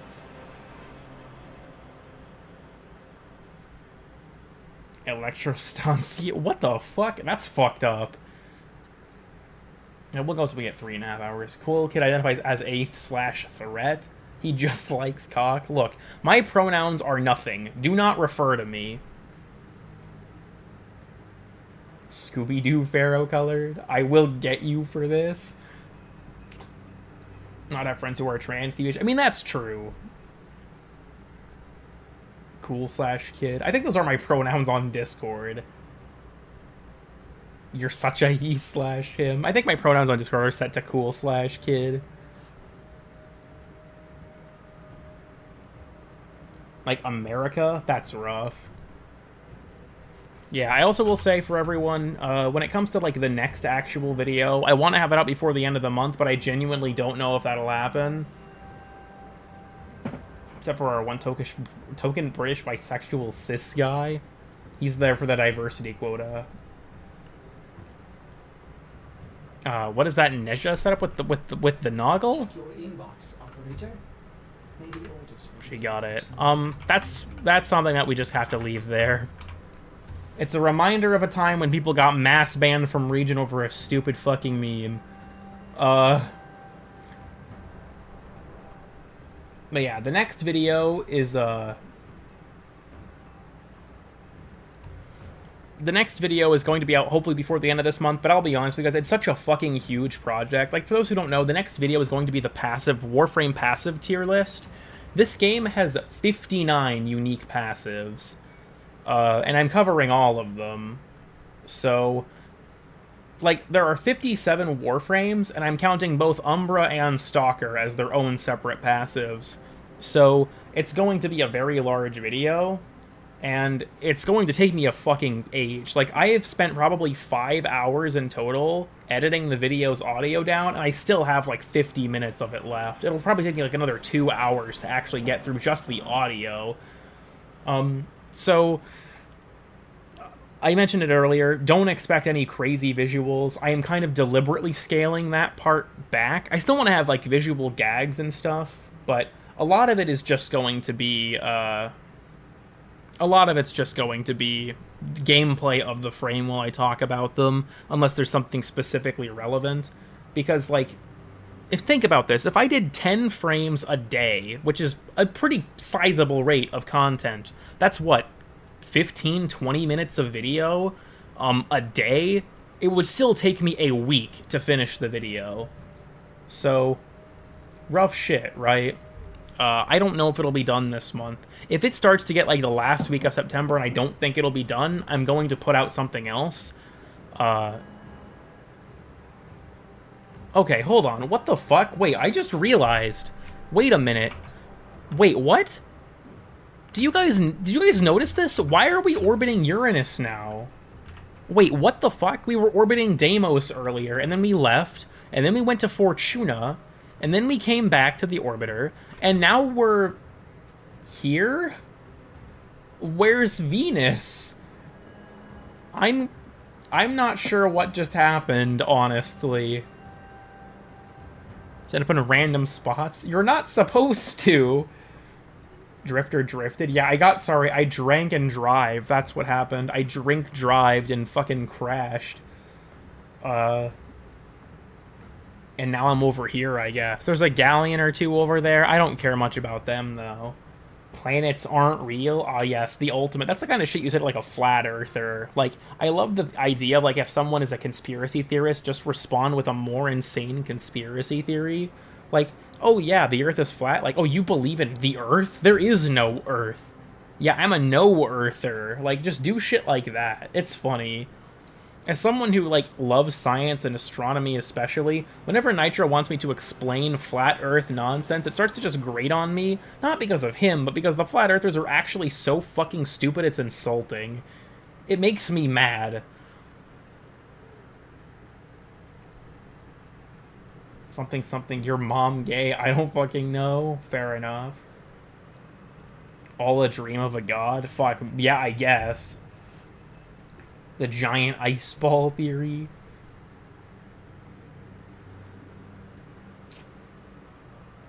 A painted dome where the Earth rotates like a magnet? Deadass. Was the best. I actually haven't watched Smiling Prince, but I have seen that segment. Like, people in ancient fucking Greece knew the Earth was round. And they used it by measuring shadows. Like, it wasn't that difficult for them to figure out. Like a machine killing frames of war? Real.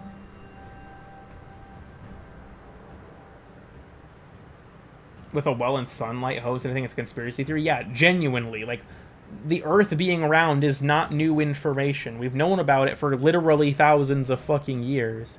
Ships disappearing on the horizon. They will genuinely tell you that, like, You just have to get up higher. You could see the other end of the Earth if you were high enough. Or they just believe there's like a render distance or some fucking stupid shit.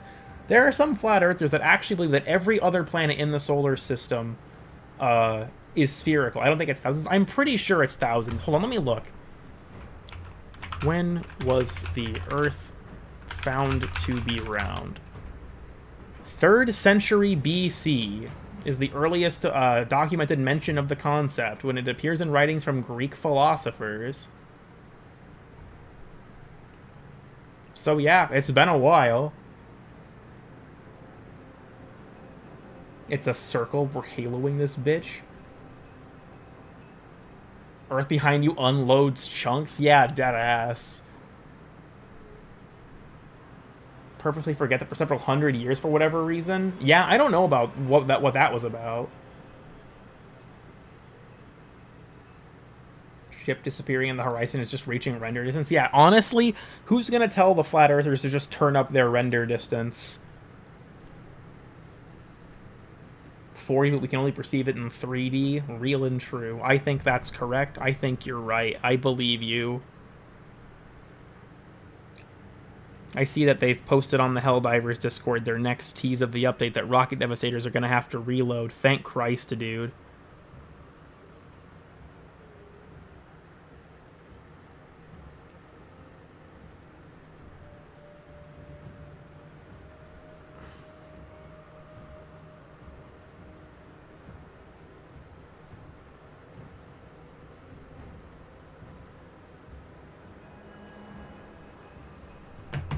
Update your brain? Yeah, for real. They don't have the CPU for that.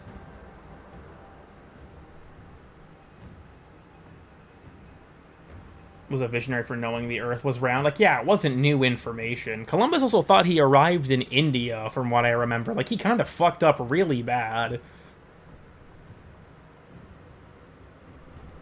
Seemed like it's too much for me. Yeah, that's the weird thing. A lot of the time, practical measurements was in the early 1500s. Yeah, like, I think ancient Greeks and stuff, like, knew that it was round, because they had done some basic experiments to prove roughly the shape of the Earth, but it wasn't a widespread belief until Middle Ages or whatever the fuck, when people, like, started to actually present as, like, a legitimate thing. From what I know, there were actually, like, towns, because the church, for some fucking reason, was very anti-round Earth, and there were, like, towns that would excise you if you believed in a round Earth. I think that shit's crazy, but isn't Earth like a Mobius strip? I think it's actually shaped like a velociraptor.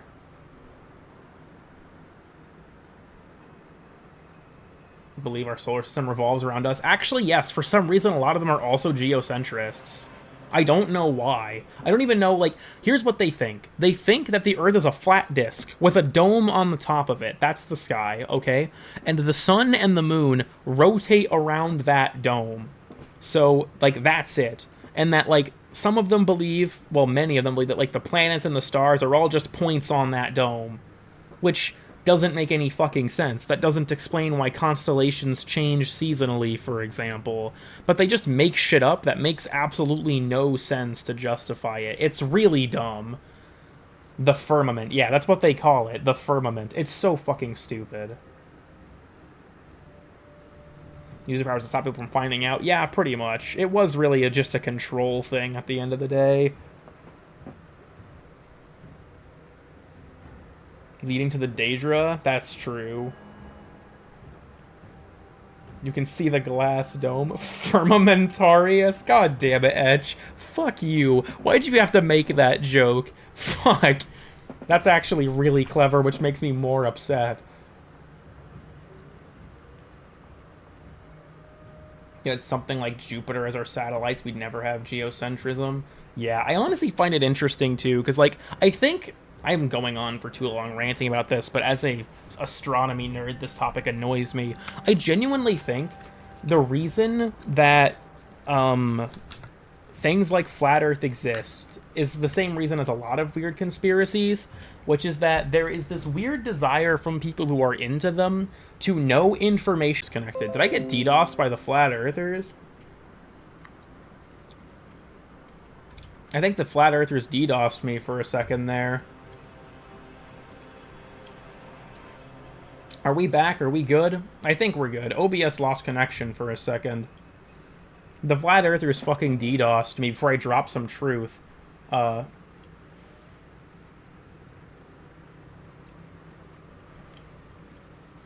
Anyways, what I was trying to say was a lot of Flat Earthers, for some reason, believe there is this global conspiracy to cover up the Earth being flat. Legitimately, what the fuck purpose does that even serve? What is the point of that? Like, what the fuck is the utility of covering up the Earth being flat? They're like, oh, it's for control. It's to control the populace by hiding one of the most basic pieces of information out there from them.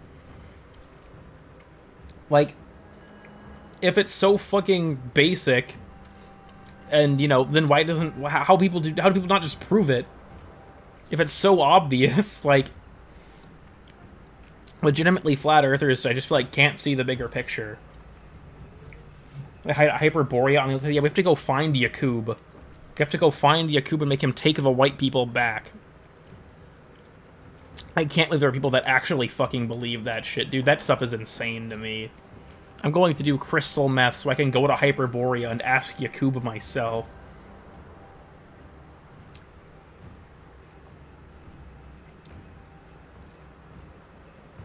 Hiding the existence of the sun.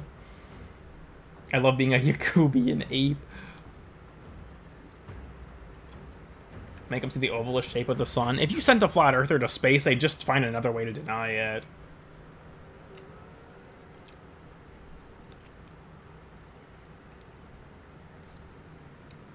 We're backwards for damage numbers? That's interesting. If you're in the Discord, feel free to put that in the Weird and Obscure channel.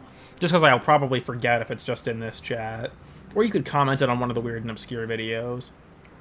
It's a PNG. Dude, I went to space and I looked at Earth and I saw the fucking, like, Photoshop PNG background. Just a drone display. Funded an experiment that proved them wrong. As far as I'm aware, this has actually happened a couple times. But they still claim no one has ever gotten a video of us going from the ground to a full globe Earth. They don't understand the Earth is fucking massive. It would legitimately take, I think, days to go all the way from the ground to, like, a full picture of the globe. It has the stock image water... Yeah, we have the Getty Images watermark on it still. Flat Earthers are so fucking dumb, dude. I don't even know how else to put it. They're just fucking stupid. Launched a flat earther into space and now they can't come back. True. It's AI generated. Okay, fucking Nova Umbral ass excuse.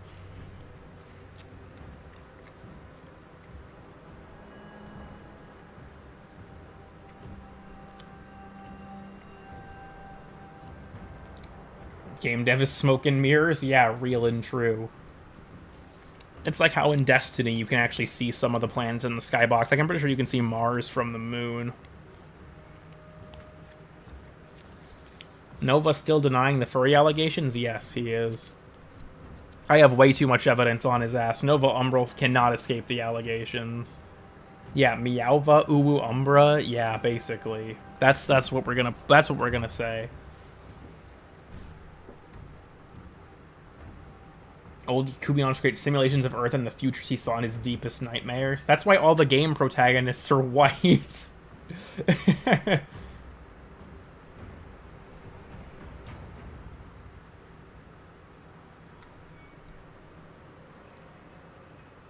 To picture the whole thing? Yeah, like, the Earth is fucking huge. They just don't understand that. Like, the Earth is fucking massive.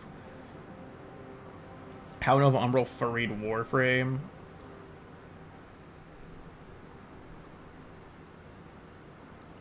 Some guy in the distance, best $1 ever. That shit would go hard. It's like sighting of a gnome. In Gloucestershire, there was a sighting of a gnome by a local homeless person who was like fucked up on drugs. Gnomes are real, and I will get to the bottom of this global conspiracy. Gnomes are real, chat. Gnomes are fucking real. It's like, yeah, what mythological creature do you believe in? Gnomes. That's the best one to believe in. Gnomes.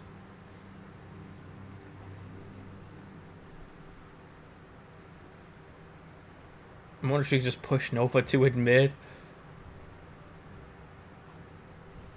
Is humanity's singularity point gnome pilled? I think I'm probably going to go ahead and cut it here. I got distracted rambling about my hatred of flat earthers. No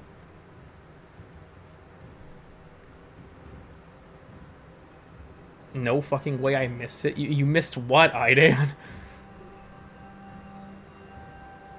This is the last time I missed Satisfactory 1.0. Oh yeah, that came out the other day, didn't it? I don't know if Umbral furried Warframe. I'll have to let Nova know that we're plotting his downfall, that he furried Warframe or whatever the fuck dumb shit we decide to pull on him. Anyways, thank you all for watching. This one might just go straight into the VOD playlist. Nothing really happened on this stream.